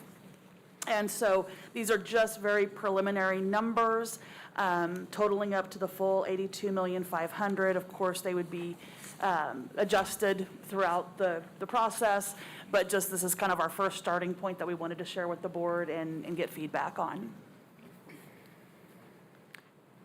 Thank you, Tracy. Mr. Lopez? Yes, Ms. Page, I'm sorry. Maybe I missed it, but I keep asking the same question about when are these community groups going to come in? Because if we look in, we just lost 2 of our babies. So how long does this go on, and when do we start? It's true, it's not only us, our whole community needs to do more. But we keep saying we're going to do this, and I was just wondering when. So, Ms. Page, we have, when we have the community groups come in, they have to go through the background check. They have to do some other stuff. And there are community groups who have done that, and they're in our schools. So when Thrive came in, they had Women on the Move, or they had some community groups built in with them. So there are several that are in our school. So now. they are in there now? Yeah, well, they were starting in February, so yes. So some of them had And it was within that Thrive MOU, so they have started in those capacities. As we've talked to people and they've put together their proposals, the background checks and those kind of things, some people have stalled on that. So if there are community groups, like as I spoke with the minister groups and El Centro and several other groups, and we can wrap back around to them, we have said, we have dollars set aside for community partnerships. I do have a few meetings coming up specifically where I've talked to individuals from the Rosedale-Harmon area who have some ideas, and they are on my calendar, and then we get with student services. So in some ways, the people are thinking about how they can connect, and when there are organized community groups, they tend to go a little faster if they already had some sort of connection with us, but we are open to that. We're trying to eliminate barriers for them as much as possible, but some people have some plans, but they're not well thought out, and we also have to make sure that we're tying it to, so what's the data you're going to collect on the front end? How do we make monitor that to make sure that we have information that we can bring back to the board around that? Okay, and I apologize, I just hadn't heard whether they were in the schools yet or heard anybody talk about it, so. Yeah. No, quite a few of them, I think, started in February. Those who were under the Thrive umbrella started this month. Yeah. Thank you. Other questions? Dr. Nguyen. Thank you, Mr. Lopez. And, what's intervention, page 2, what's intervention software? What's intervention software? What is this? And that's a generic question, but my issue, and this is my issue, nobody else. So you give us a handout with 82.5 committed, and what I guess you call board input is to say rubber stamp it. I don't get this. I don't get when, now we're on a ESSER 3. I know what happened. I know what we spent on ESSER 1. Most of that was COVID and protection stuff. The ESSER 2, again, you give us this, not you, but we're presented, it was cute. That font must have been minus 200. And you say, boom, rubber stamping it. Here we are again. This procedure is not how it's supposed to, how it's been presented to us in the legislature as school districts deciding how to spend these funds. So my question to you, Mr. Lopez, to you, Dr. Stubblefield, at what point do you actually allow the board to have input and not just rubber stamp? We're not asking you to rubber stamp it tonight. We said, here's what has come from all of the information that we've gathered. If there's something explicitly missing or if the board wants to talk about it tonight, I said it at the beginning, here's the opportunity. Right. And I respect you for saying that, but it's not logical when you hand us a form that says 82.5, I'm the only one, maybe, but again, what's the criteria? I know the criteria has changed for some of these use of these funds since ESSER 1. Did I miss that memo? No, we sent the survey, and I think most of you. I'm not talking about the survey. I'm talking about how you're supposed to use the funds. So that how are we supposed to provide input if I mean, with all respect, when you give us a form like this, 82.5, you frame it as, well, the stakeholders and everybody has said this is how we want to use it. It doesn't leave much room. And again, I'm speaking for myself. I'm not speaking for any other board member because it's okay. It may be okay with them. I don't know. I'm not asking. But I'm just saying the way I'm receiving it is not, you may not say rubber stamp it, but you've already said here's 82.5. What's left? 4 million? So can I ask the clerk, what would you like to see happen? Because we've had dialogue in the listening and learning. We sat down with individuals, we sent out the survey. So now in this space, the areas that we identified are the areas that are acceptable, the instructional, social emotional learning, and all of those different categories, health services, and, structurally what is related to COVID is all information that was shared through that process. So if there's something different that needs to be done, that's why we're putting in this, opening it up now, because based off of the information that I received from KSDE and others, those were the modalities that they recommended that you use to get feedback. So I'm just asking, what would you like to see happen or what's not happening, because we still have time to do that. So that's why we are bringing the information that we have to the board today. And my response would be, how is the criteria changed from ESSER 1?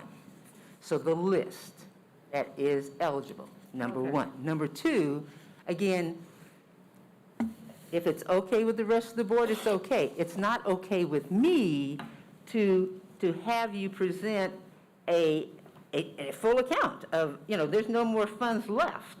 I think we asked a couple times, why are we spending this money on the Apple TV? But just this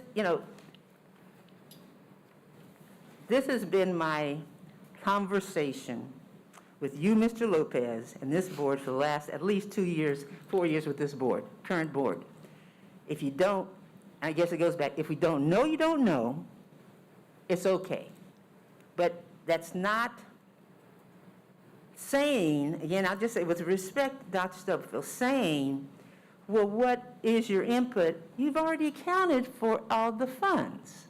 But those are, like, you can change it, like, we can reduce any line item if it doesn't fall on there. Like, in broad categories, and honestly, we went back so that it would total 82.5 and increase certain line items, but all of that, and this tonight is just an information item, we can adjust it. None of it is, except for like you can rearrange the dollars. It's not set in stone. So if we reduce something to move something else, it just means that whatever that impact may be. Some of the things are rough estimates based off of if we were to go in and put multiple water fillers in all of the schools and replace the sinks to be, because that came up here, so that replace some of those items in bathrooms to bring them up to code. This is a rough estimate if you want hand-free fountains and those kind of things. If something else came up, we then would look at and say, well, we may not be able to put 5 in the elementary, we only could put 4 in order to accommodate that. So I apologize for not clarifying those, all of that information. It's flexible in that we haven't submitted it to the state, nor has the state approved it. We, based off what we have in estimates, we were saying, here's the estimate for X. So right now, all of those things are flexible, and the dollar amounts can be adjusted, but we would just want it to be clear that our maximum amount is $82,500,802. Right, I know that. We can't go over that. But that the discussion on water fountains, I think, was with bond money, not with COVID money. But much of the discussion with ESSER funds addressing learning loss. That's the way it was delivered to us. And again, to ask you for clarification is, again, the $500,000 for intervention software at K-12 could actually be the best thing since sliced bread, but I don't know. So you approved one of the intervention softwares at the previous board meeting, which was Imagine Learning. That line item is set there so that as the curriculum and instruction department, vets out, decides, that can be allocated for it. We haven't necessarily identified all of the software that is possible or the cost. That was an estimate based off of the things that they have vetted out. But So you're saying this is just a placeholder? It's a placeholder. Okay. Okay, thank you, Mr. Lopez. Other questions? Ms. Russell? So I will just say that I do feel a little bit like these funds are very much the status quo of what we've done with ESSER 1 and ESSER 2, and just the daily operations. I think it's been mentioned numerous times by board members that this is our opportunity to use this one-time funds to do some creative things and create a better environment for our student, and I'm not sure that I actually see that here. I will say, I wrote this down so that I don't forget. I would like to see a pie chart comparison of ESSER 1, 2, and 3 to see where we have been spending the bulk of this money. My initial hesitation says it has been in curriculum and instruction, and we know that our students have other needs. The conversation around community engagement, I don't see any parent groups or site councils in the group of listings that have been provided. However, I've been told that we do have those active in our buildings. And so I'm interested in where their feedback would be. Also, where students will have a place in this. I'm glad to hear that the Superintendent's Student Advisory Committee is meeting tomorrow, but what do we do with their input and how do we see that displayed here? I would also like to propose that we put this opportunity, this draft document, whatever it may come in its final draft version, out to the community to see if this is what they said. I think that has been something we have lacked before, is that we ask for input, but then we don't see it represented, and I think that is something that a community would support. I'm also interested in why the MTSS director has $1.5 million attached. After that, I think some of the descriptions in our board docs are not present, and so I just had questions about what those. There are items, but there is no descriptions on those items. Areas of focus that I potentially would like to see, in the approved funds, it says that there is discretionary money for building principals and staff to implement projects that meet their individual school needs, such as building updates, furniture needs, outdoor classrooms, pantries, makerspace, field trips are suggestions that I would have. That would enhance the learning for our buildings. If we need an example of what that looks like, our friends at KCKPS have something in which they did with their staff and have assigned to ESSER 3. That, to me, their example of how they presented ESSER $3 to their community is what we should be doing in this instance. We know that homelessness has impacted numerous families. Are there long-term supports that we can be providing to our McKinney-Vento program? Additionally, in our ESOL, which are also things under that sheet that was sent out today that are also allowable expenses. Lastly, I'm wrapping up, I promise. We have seen over the last 12 to 18 months an increase in a lot of our FACEs and family engagement, parent liaisons, creating pantries, applying for dollars, Kaufman, like we see at downtown at the 5th Street Elementary. How do we implement that in all buildings? When we talk about shared resources, again, I talked about spatial improvements, and how do we, when I'm looking at these results with comments, there is a lot of conversation around how do we get parents engaged, and I don't necessarily see that here either. So that is all that I have. So I will address a couple of the questions that I actually jotted down. When we sent the survey, we said, here are the things that the funds can be spent on, the different categories, and if you have other ideas, you can have those comments. We did send the survey to every school. It was out there. We did the listening and learning. I did not, during the listening and learning tour, go specifically to PTOs and site council.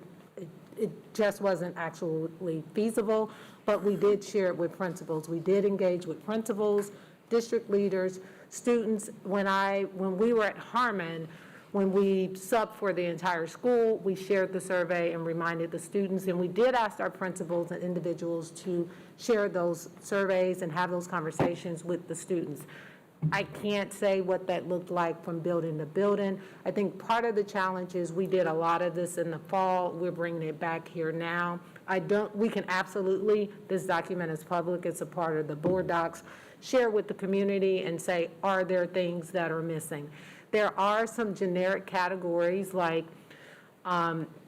tutoring and community partnerships that actually gives all of the flexibility that you're talking about around pantries and those kind of things. Some of the categories are broad and general because then they'll allow you the flexibility to have those items. As people bring them forward, we can add the specificity to the actual of how we are accounting for it.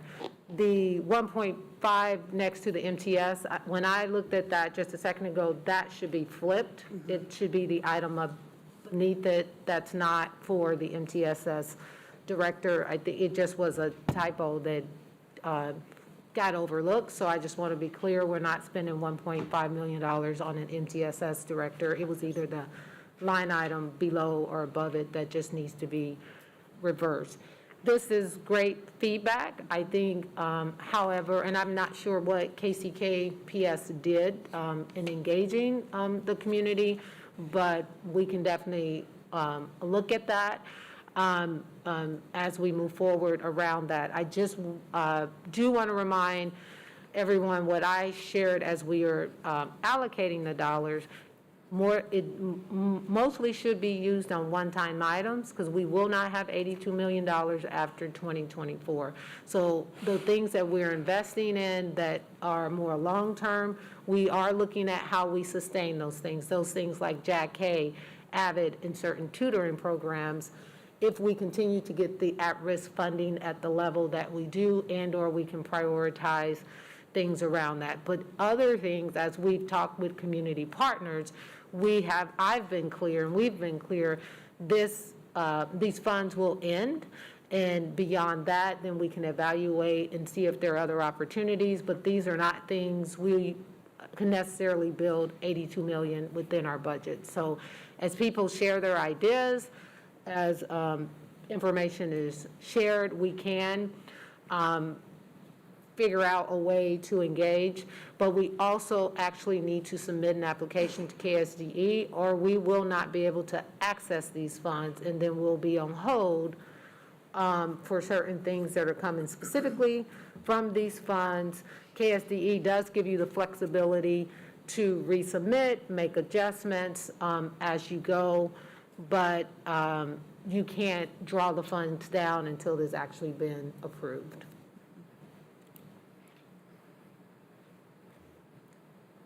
Thank you, Dr. Stubblefield. Other questions?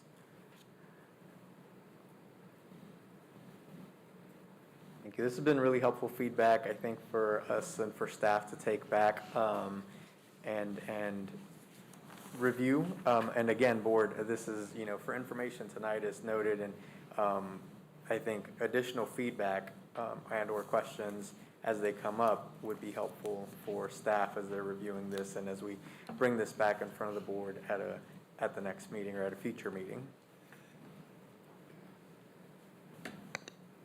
Thank you.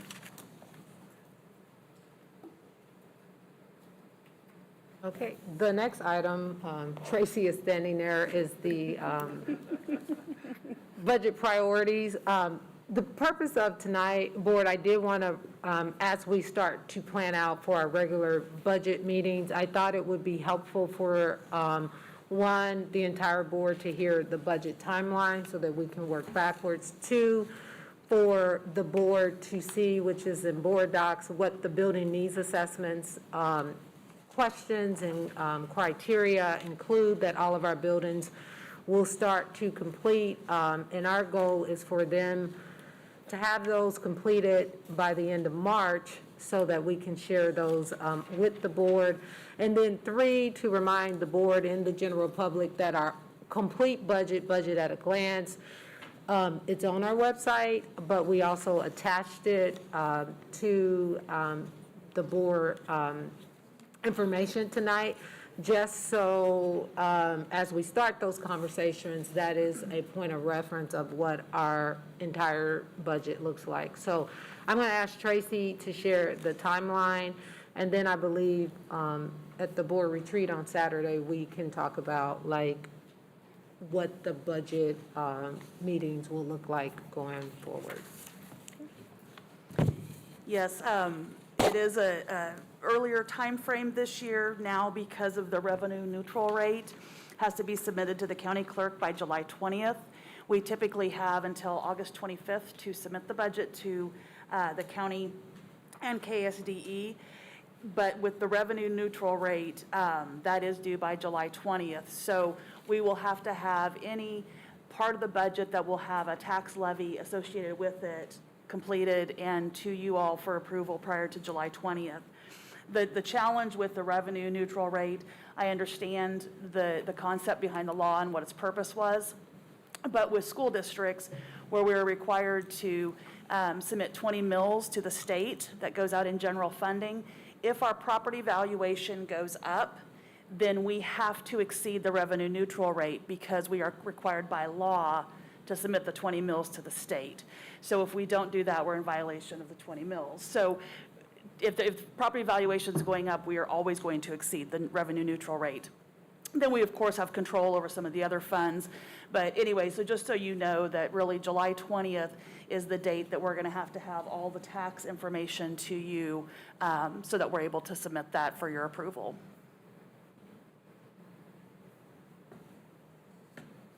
The budget isn't actually due then until, to the state or county clerk until September 20th. But those funds that have a tax levy with it will have to be approved by you.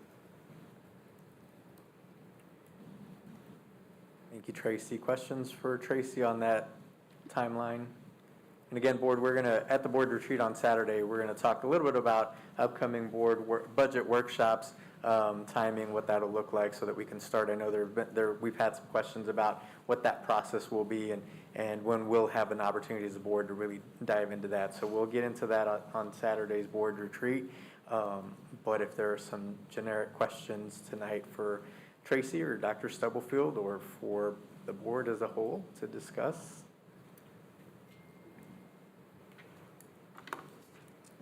Okay. Thank you. Thank you, Tracy. Thank you.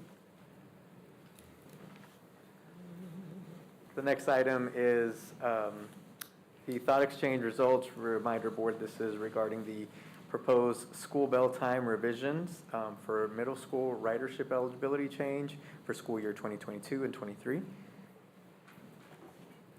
So at the last board meeting, the proposal that was on the schedule was to change middle school and high school time. There was a request for us to do a thought exchange regarding that.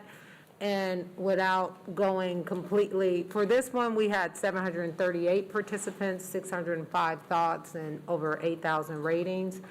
And as Ms. Russell pointed out, that the sentiments would probably be the same, and they actually were. Most individuals who, and I'll jump down to the thoughts, said it can already be a task keeping middle schoolers awake in the first couple of classes. Coming earlier would make that worse. Then there was a request, no change for high schools. I would not be able to drop my child off in the AM and do not support it. Those were the highest thoughts around that proposal. And you can see working parents need to keep their jobs and hours in place. No need to change the schedule, keep everything the same. I think the schedule should remain as they are because there's flexibility for parents. So those thoughts continue. Where I will jump to now is where there were some common ground. There were some people who believed, I think, starting school earlier is better. They learn to get up earlier, which you would have to do work for in general, that opposed that it was way too early. But where there was common ground is that single parent teacher households don't always have the option for after school care, and salaries also don't really allow for this either. It can be expensive for before and after school care. Changing the bell schedule might be hard on some staff. Like, both sides recognize that. Both sides also recognize that earlier start times is against recommendations from the American Academy of Pediatrics, and most all other research, another strike for students. And so after looking at that, and I'll stop sharing my screen, and I think Miguel may be on there, originally what we were trying to solve was providing more bus service to middle school students. And what we explored a couple of options, but neither of those options really, it would just create other challenges for families. So I did ask Miguel to look at, I think most of the questions that came this year were around Carl B. Bruce. What would happen if we provided it to Carl B. Bruce, and he'll share that with you. The other item that I don't know if you noticed in the ESSER $3, which we're allowed to do that, we did set aside money to reimburse parents if they coordinated and planned transportation for their students. That is allowed in the ESSER dollars. Doesn't mean we have to do it, but it was allowable. And we did hear from some individuals that if the district would reimburse me and those kind of things. So that is a possibility. But Miguel can share, if we focus on Carl B. Bruce and then reimbursing parents, what that looks like, or reimbursing middle school parents for students who live 1.0 to 1.5 miles.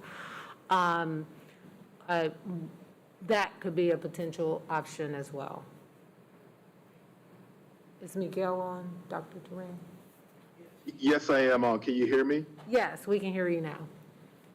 Good evening, everyone. And yes, one of the things that I did look at for Dr. Stubblefield was looking at what would it take just to move just Carl B.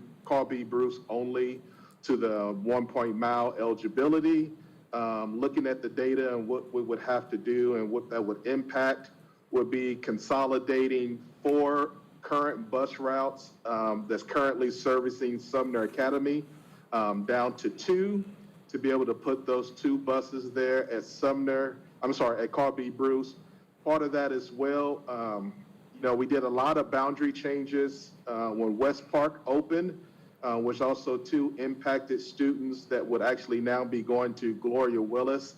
So a couple of the buses that we originally pulled from Carl B. Bruce was to support the additional students that were taken out to Gloria Willis. So I still would have to do some finding to try to find another bus to put at Carl B. Bruce to move all of the students necessary at that eligibility requirement. But just as an example of consolidating 4 bus routes at Sumner down to 2, currently one of those buses, the first pickup time for students right now for Sumner is 7:04. Consolidating that down to 2 buses only, that new pickup time for students would be 6:46.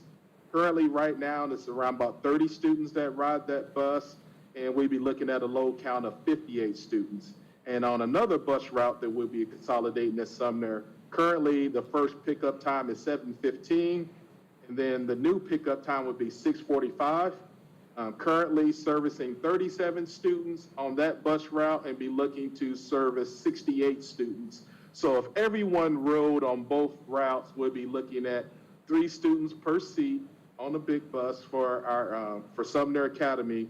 The other challenge that adds in there, which I would have to find as well, those 2 buses currently, as of today, are servicing high schools. Those 2 buses, once we make that consolidation, would not be able to service high schools. So then it would also, too, be a domino effect of me also trying to find what other 2 buses could service the 2 high schools that those buses are servicing today. And then also when it comes to dismissal, those buses currently are able to take students home for Sumner and make it to a 3:30 school to service those elementary schools where they would not make it to a 3:30 school. So I would be looking to find 2 other buses to service elementary schools that we're servicing today, or looking to see if I could consolidate those routes at those elementaries. The same with the high school there in the AM into larger routes which would be earlier pickup time for our current students if we look to just make this change for Car B Bruce only. So again, with that, lots of unintended consequences and other challenges that would come about. So where we are now is that we can explore that if the board gives us direction to do that. But we've explored like all of the options around providing more transportation to middle school students to make them have the option of 1.0 miles or more to provide transportation, but there are a lot of unintended consequences. So we're just looking for direction on, do we focus more on reimbursing the families at the middle school level to provide transportation, knowing some of the challenges that have come up, or do you want us to continue to explore options around that particular request that came at the beginning of this school year? Thank you, Dr. Stubblefield. Thank you, Miguel. So board staff really need some guidance here in which direction we want to go. Again, I know the reason why we've been investigating this and having these conversations, but again, some of the unintended consequences, it's been overwhelming in terms of the proposed schedule changes from the community that's not something that they wanted to see. So would open the floor for questions, clarifying questions for Miguel or Dr. Stubblefield, but again, we need to provide some guidance to staff. Ms. Page. Just asking a question. Have we not ever thought about having all the high schools start at the same time? I'm just asking. I know. Including Sumner? Yeah, including Sumner. Miguel can probably explain this better. We don't have enough buses or bus drivers, because Sumner's kids are coming from everywhere. So those buses that are used for the high school are then are used for middle school, Sumner, and then some of the elementaries. So it's the same, that's why there's a tiered route. And all the other high schools start at the same time, and Sumner starts at a different time because we are providing transportation for kids spread across the district. And Dr. Stubblefield is 100% correct. That's why if you go back to the very first proposal, that's why the initial proposal was moving Sumner to its own bell time because of the uniqueness. Of course, Sumner's boundary is the entire school district. So the 20 buses that it takes currently to service them to provide that transportation for all of our middle schoolers at no additional cost for the district. That's why that first was put in place. And then when it came to the second proposal, the same thing of trying to provide additional transportation for middle schoolers and keeping high school at the same time for the 4 high schools. That's why the proposal was made to move middle school up to the start time, bump that start time up a little bit so it gives those buses enough time to service, those middle school students at that additional eligibility requirement, with then also being able to continue to service all of our other tiers that we service. And also the big part of that is doing that at no additional cost. So with our current staff and the current size of our bus, the current number of buses that we have currently, that's where we'd be looking to do that, to where if we look just to move Sumner up just to the same time as the other 4 high schools, that would take us having to purchase additional 20 school buses, which on top of hiring additional 20 drivers on top of our current vacancies that we already have today. Okay. Ms. Humphries? My feeling is we need to leave our start times the way they are from what we've got from the thought exchange. People are not happy with changing it around, especially with the short notice we've got. I mean, it seems like it's going to be a long time till August, but it's not really when you're planning something for a big district. 2, I do not support changing bus route allowance for just one middle school. That is not being equitable across the district. say that one school gets 1.0 and the other schools don't. We have situations in the community, all over our community, that we have problems at. And I think we need to spend a longer time trying to figure out how we can provide more transportation and how much it's going to cost us. Like Miguel was saying, how many buses, how do we acquire them? How do we get our staffing up? Because we know there's CDL licenses. Everyone who has to have one of those, they've got a job as they walk out the door. We're so short on drivers for everything. Not just our school district. All the school districts and the bus companies and our businesses. So it's something that we need to look into, but I do not see where we can make a change right now. Thank you, Ms. Humphries. Other thoughts or questions? Ms. Drew? Just like, I was thinking about this when I was looking at all of this, and despite how things are within our concerns about parents, administration, everything, we have changed. And we're going to have to make a decision one way to make sure that we can meet the needs of the students. That's the top priority. And even though we're not getting a lot of people to come to be hired to work within the school district for whatever position, we're going to have to make some changes. And putting together the information that Dr. Stubblefield and other people have sat down and looked at and presented it to us, we are going to have to make a decision, move forward so that we can try to show some type of unification as a school board to make sure that we educate our students. Are we going to meet the needs of everybody? No. But somehow we're going to have to make the best plan that will work. And even, as I said before, if it doesn't work out the way we want, we can make some changes. We have to lock something into place to make sure that our students are going to be able to get to school, be able to be taught. We're looking at a shortage of teachers, shortage of buses, and in other areas. We have to make a decision. And hopefully parents will support us in what we're doing. And even if some are not, they will modify as time. I mean, I grew up in a time where we had to walk to school in long distances. There were no buses. But we adjusted, we adapted. And as people, we can do that. And I think it's beneficial if we put a plan into place, ask for parental support, let them know we did get the feedback, but we're making a plan that will be in place to help our students. Thank you. Thank you, Ms. Drew. Miguel, can I ask a question? One of the things that came up a couple of times in conversations and through the thought exchange was the 3:30 bus at middle schools. I don't have a lot of context or history around that, but can you share, is that something we can possibly explore, at least on the back end? I know we have the 5 o'clock bus right now at all of the middle schools, but is there a possibility like for a 3:30 bus if students are staying after for tutoring or whatever? That did come up. That was one thing I forgot to ask you previously.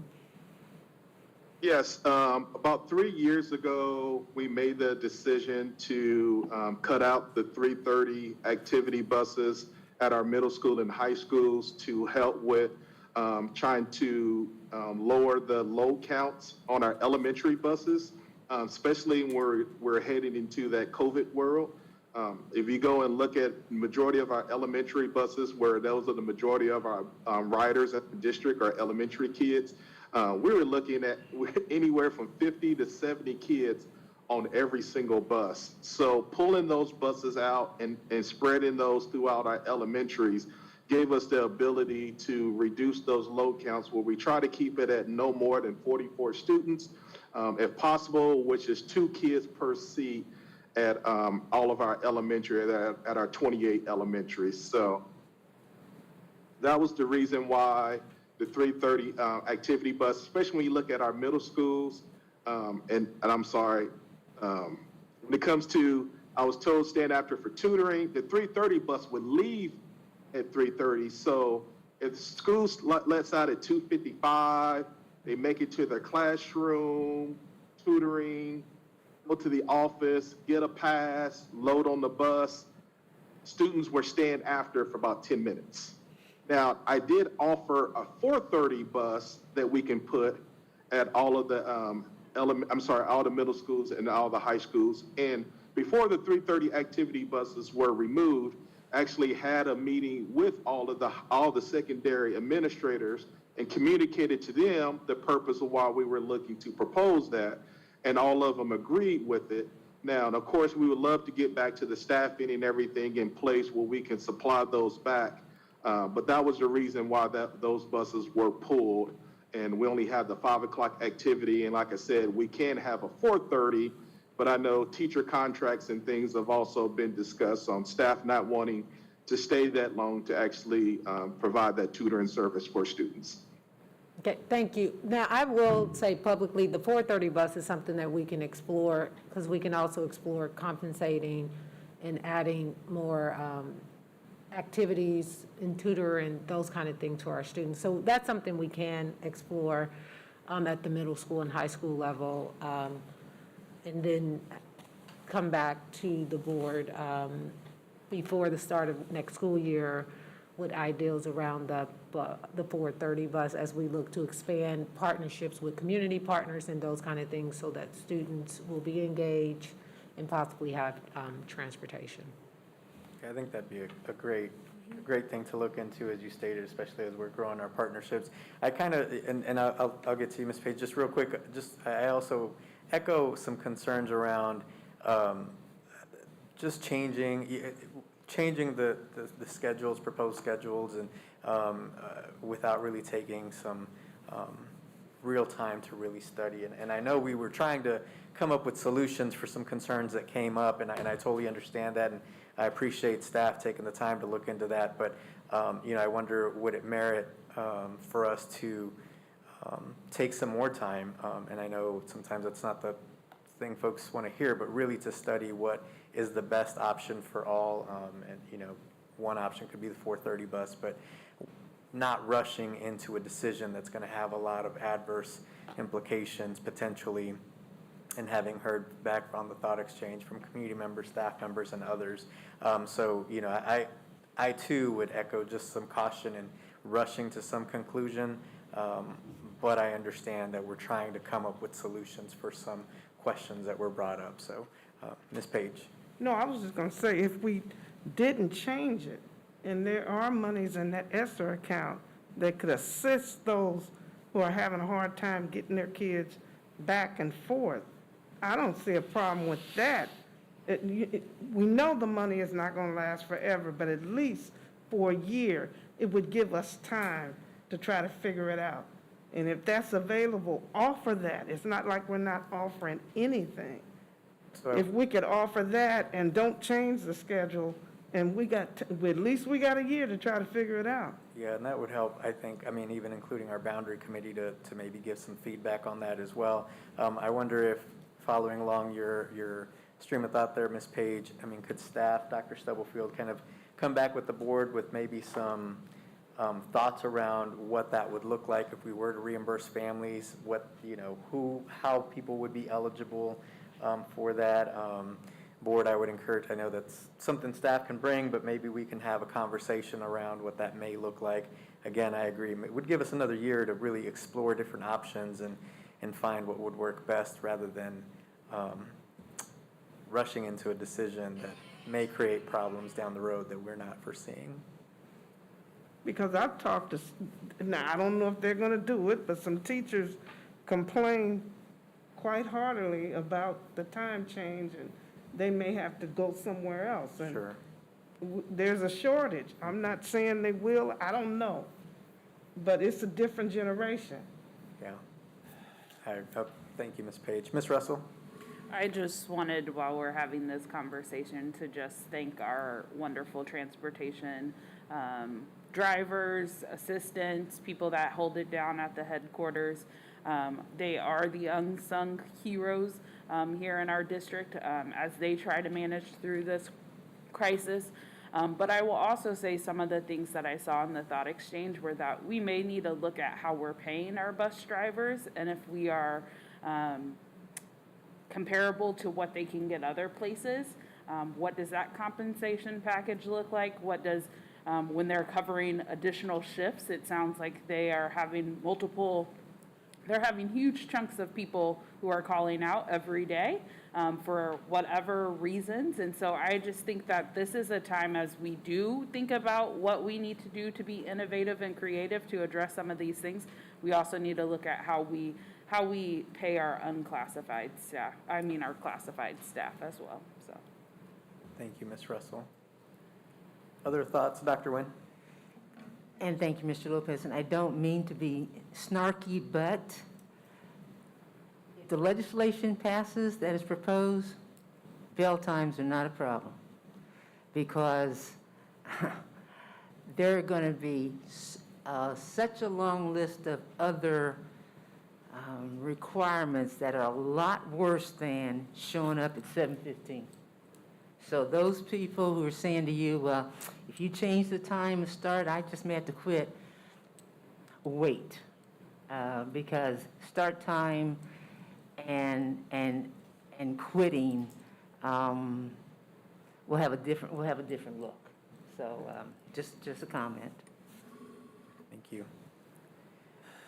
Okay. Dr. Stubblefield, do you have some guidance to move forward? Yes, the two things I have is explore 430 buses and possible activities for middle and high school students, and then bring back to the board what reimbursing families at the middle school level for kids who live 1.0 to 1.5 miles could look like, and that process to implement for next year. Yeah, and I think to be fair to our staff, we should really provide some, make a decision as a board on how we want to move forward, so that staff can plan accordingly, so that families can plan accordingly as well. So I know we've been having some great conversation, but hopefully we can, with this new additional information, make some decisions so that staff and families can plan accordingly within the next board meeting or two. And then I just wanted to be clear, we're not changing, if staff and people, the changing of the times are off the table. These are alternatives to address the original problem. So we're not planning to change times for next year. That sounds correct. Dr. Nguyen and then Ms. Russell? Yeah, just a final concern about the reimbursement.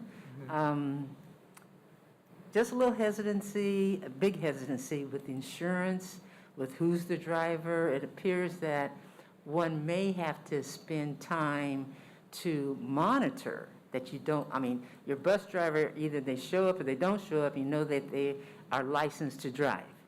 But did Sally get sick this morning and Paula next door end up driving the car? You don't know who's driving the car, but just as you sift that out, my hesitancy is that, you don't know insurance, you don't know who's driver, if depending on how you do it, I don't see how you monitor it for safety purposes. Ms. Russell. Thank you, Dr. Nguyen. Just real quickly, I did see in mainstream news before there was an opt-out option at the beginning of the school year for those students who, not here in our district, but in another place, where parents could opt out of the transportation even though their kid met the mileage, whatever, for the year, and that's how the schools, so that may be something that we look at. My question was, I think Miguel has said this before, but have we talked to KCKPS about those kids that are on those routes, and if we can purchase passes, and if that gets them to where they need to go, if that's a solution? Yeah, actually, we did meet with KCTA early in the year, because that was our first thought for the students, and they were having a shortage of bus drivers, and they didn't necessarily have a route. They did say they were exploring routes and took our feedback around bus, what we would suggest. But I think they were struggling with the same things as us when it came to, they didn't have an issue with the passes. We even talked about contracting with them, but you can't contract with them because they receive federal funds, but they could provide routes. So I do know that was something that they were considering as they change routes, and we can wrap back around to see if they changed any. And similar to some surrounding districts, offer a discount and reimburse families or purchase bus passes for students if there are routes that go along there. Thank you. So if you have other questions, board members, please email Dr. Stubblefield or other ideas, thoughts, and we'll bring back some information to the next board meeting. Thank you. Before we go into our policy review, the next agenda item, I'll recess, take a quick 7-minute break, and we will return at 7:47. Thank you.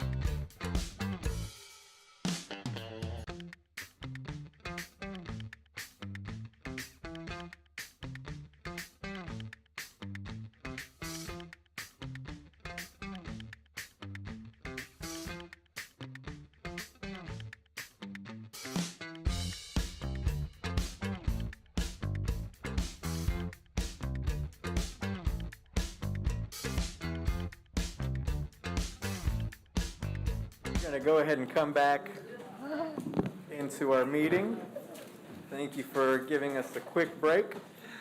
We'll jump right back into our agenda. Next on our agenda, item number 10, policy review. First up is up for third read, proposed changes to that limited English proficiency policy. This is up for a third read tonight. We do have Ms. Rodriguez with us in case there are any questions.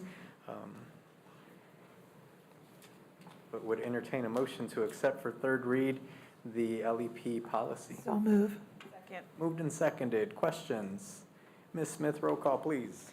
Yolanda Clark, Yolanda Clark, yes. Maxine Drew, Maxine Drew, yes. Janie Humphries, Janie Humphries, yes. Randy Lopez, Randy Lopez, yes. Wanda Brownlee Page, Wanda Brownlee Page, yes. Rachel Russell, Rachel Russell, yes. Dr. Nguyen. Motion carries. Thank you. Next on our agenda is second read for policies DJE. Mr. Goheen, I should have asked you, do you want to take these one at a time tonight again? We can either do them one at a time or we can do them all at once. I will tell you of the, were there 4 of these or 5? I think there's 5 of these. Of the policies, the only one that we made a change from the first read to the second read to, from language standpoint, was policy GBCE, which we added at one of the board members' requests, a specific line at the end to indicate that this is the one that deals with transfers for employees, that employees are eligible to apply for any open position in the district, to make that clear. The other one that we had a suggested change to was the policy on student dress code, which is policy JCDB. I did not make a change to that policy, and the reason I did not is because the request was to make the policy give some specific examples or add some more specificity to it. In talking with student services, I think that that should be done in conjunction with changes to the student code of conduct, which happens later in the spring. So rather than make that specific change, this policy, in the absence of having input from student services and the student code of conduct, I felt like that should wait. So that's why I did not make that change. But if the board wants that change made, nonetheless, I can make it between now and the third read. Otherwise, I think you could take all of them together if you wanted to. I make a motion that we accept the third read for the proposed changes of the policies as submitted by by our board attorney. And actually, I think it's second read. I think you said third. Oh, I'm sorry, for third read instead of, It's for second. second read instead of third read. Thank you. Second. There's a motion and a second to accept all policies as recommended for a second read. Any questions or discussion? Hearing none. Ms. Smith, roll call, please. Yolanda Clark, Yolanda Clark, yes. Maxine Drew, Maxine Drew, yes. Janie Humphries, Janie Humphries, yes. Randy Lopez, Randy Lopez, yes. Wanda Brownlee Page, Wanda Brownlee Page, yes. Rachel Russell, Rachel Russell, yes. Dr. Nguyen. Dr. Nguyen, yes. Thank you. Great, thank you. Motion carries. Thank you. Next, we have executive session on our agenda. Would entertain a motion to recess to executive session for consultation with the attorney on matters which would be deemed privileged in the attorney-client relationship under Kansas Open Meetings Act, and to include Mr. Armstrong, Mr. Goheen, Dr. Stubblefield, and Ms. Watson, Ms. Crystal Watson. Going in at 7:53 for 20 minutes. Moved. Second. Moved and seconded. Ms. Smith? Yolanda Clark, Yolanda Clark, yes. Maxine Drew, Maxine Drew, yes. Janie Humphries, Janie Humphries, yes. Randy Lopez, Randy Lopez, yes. Wanda Brownlee Page, Wanda Brownlee Page, yes. Rachel Russell, Rachel Russell, yes. Dr. Nguyen. Dr. Nguyen, yes. Thank you. Great, thank you. How you?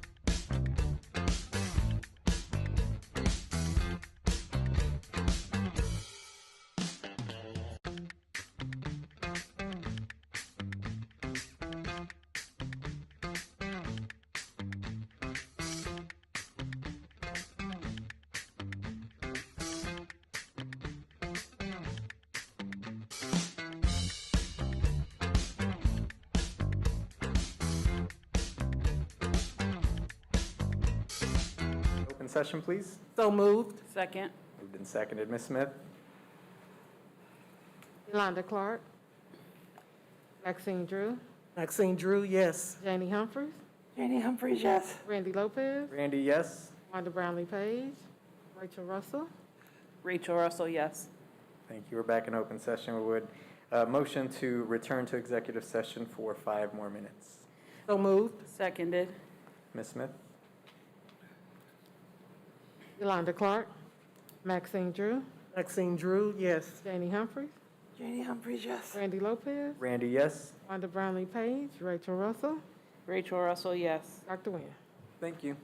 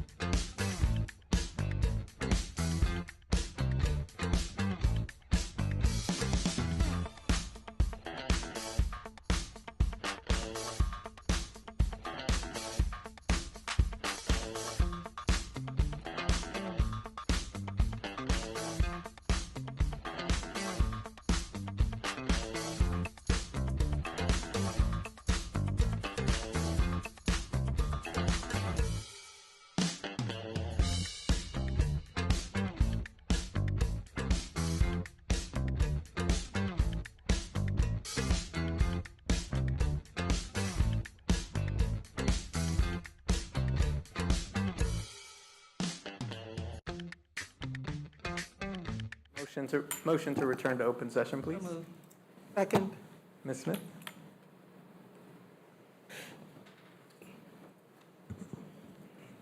Yolanda Clark.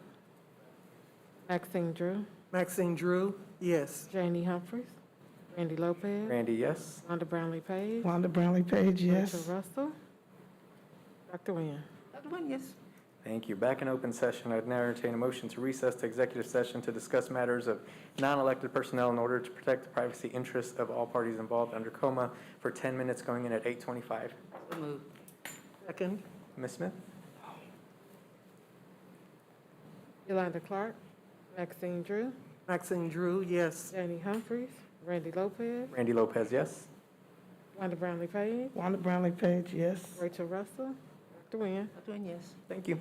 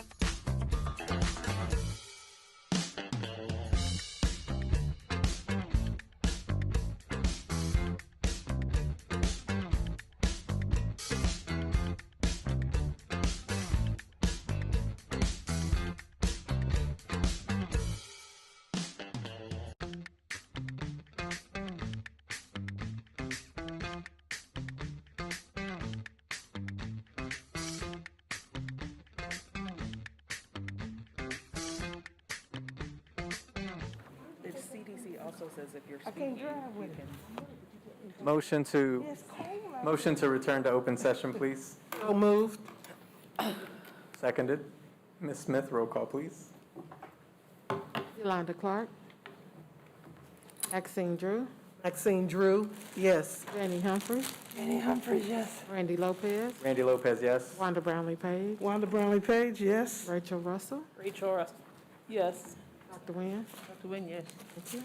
All right, thank you. Back in open session. Board, I apologize, I should have mentioned this earlier. Just a reminder that we do have our board retreat this Saturday at 10 a.m. at MVP office. The agenda should be going live soon. I'll email you the items, but you should have had a list from a previous email, but I'll make sure that you have those available to you. Please make sure that you respond to Ms. Smith's email about lunch so that she can get that ordered, and we have that in time for Saturday. Again, it'll be 10 a.m. start time at MVP office. Mr. Goheen's going to host us. Ms. Humphries. Do we need our computers?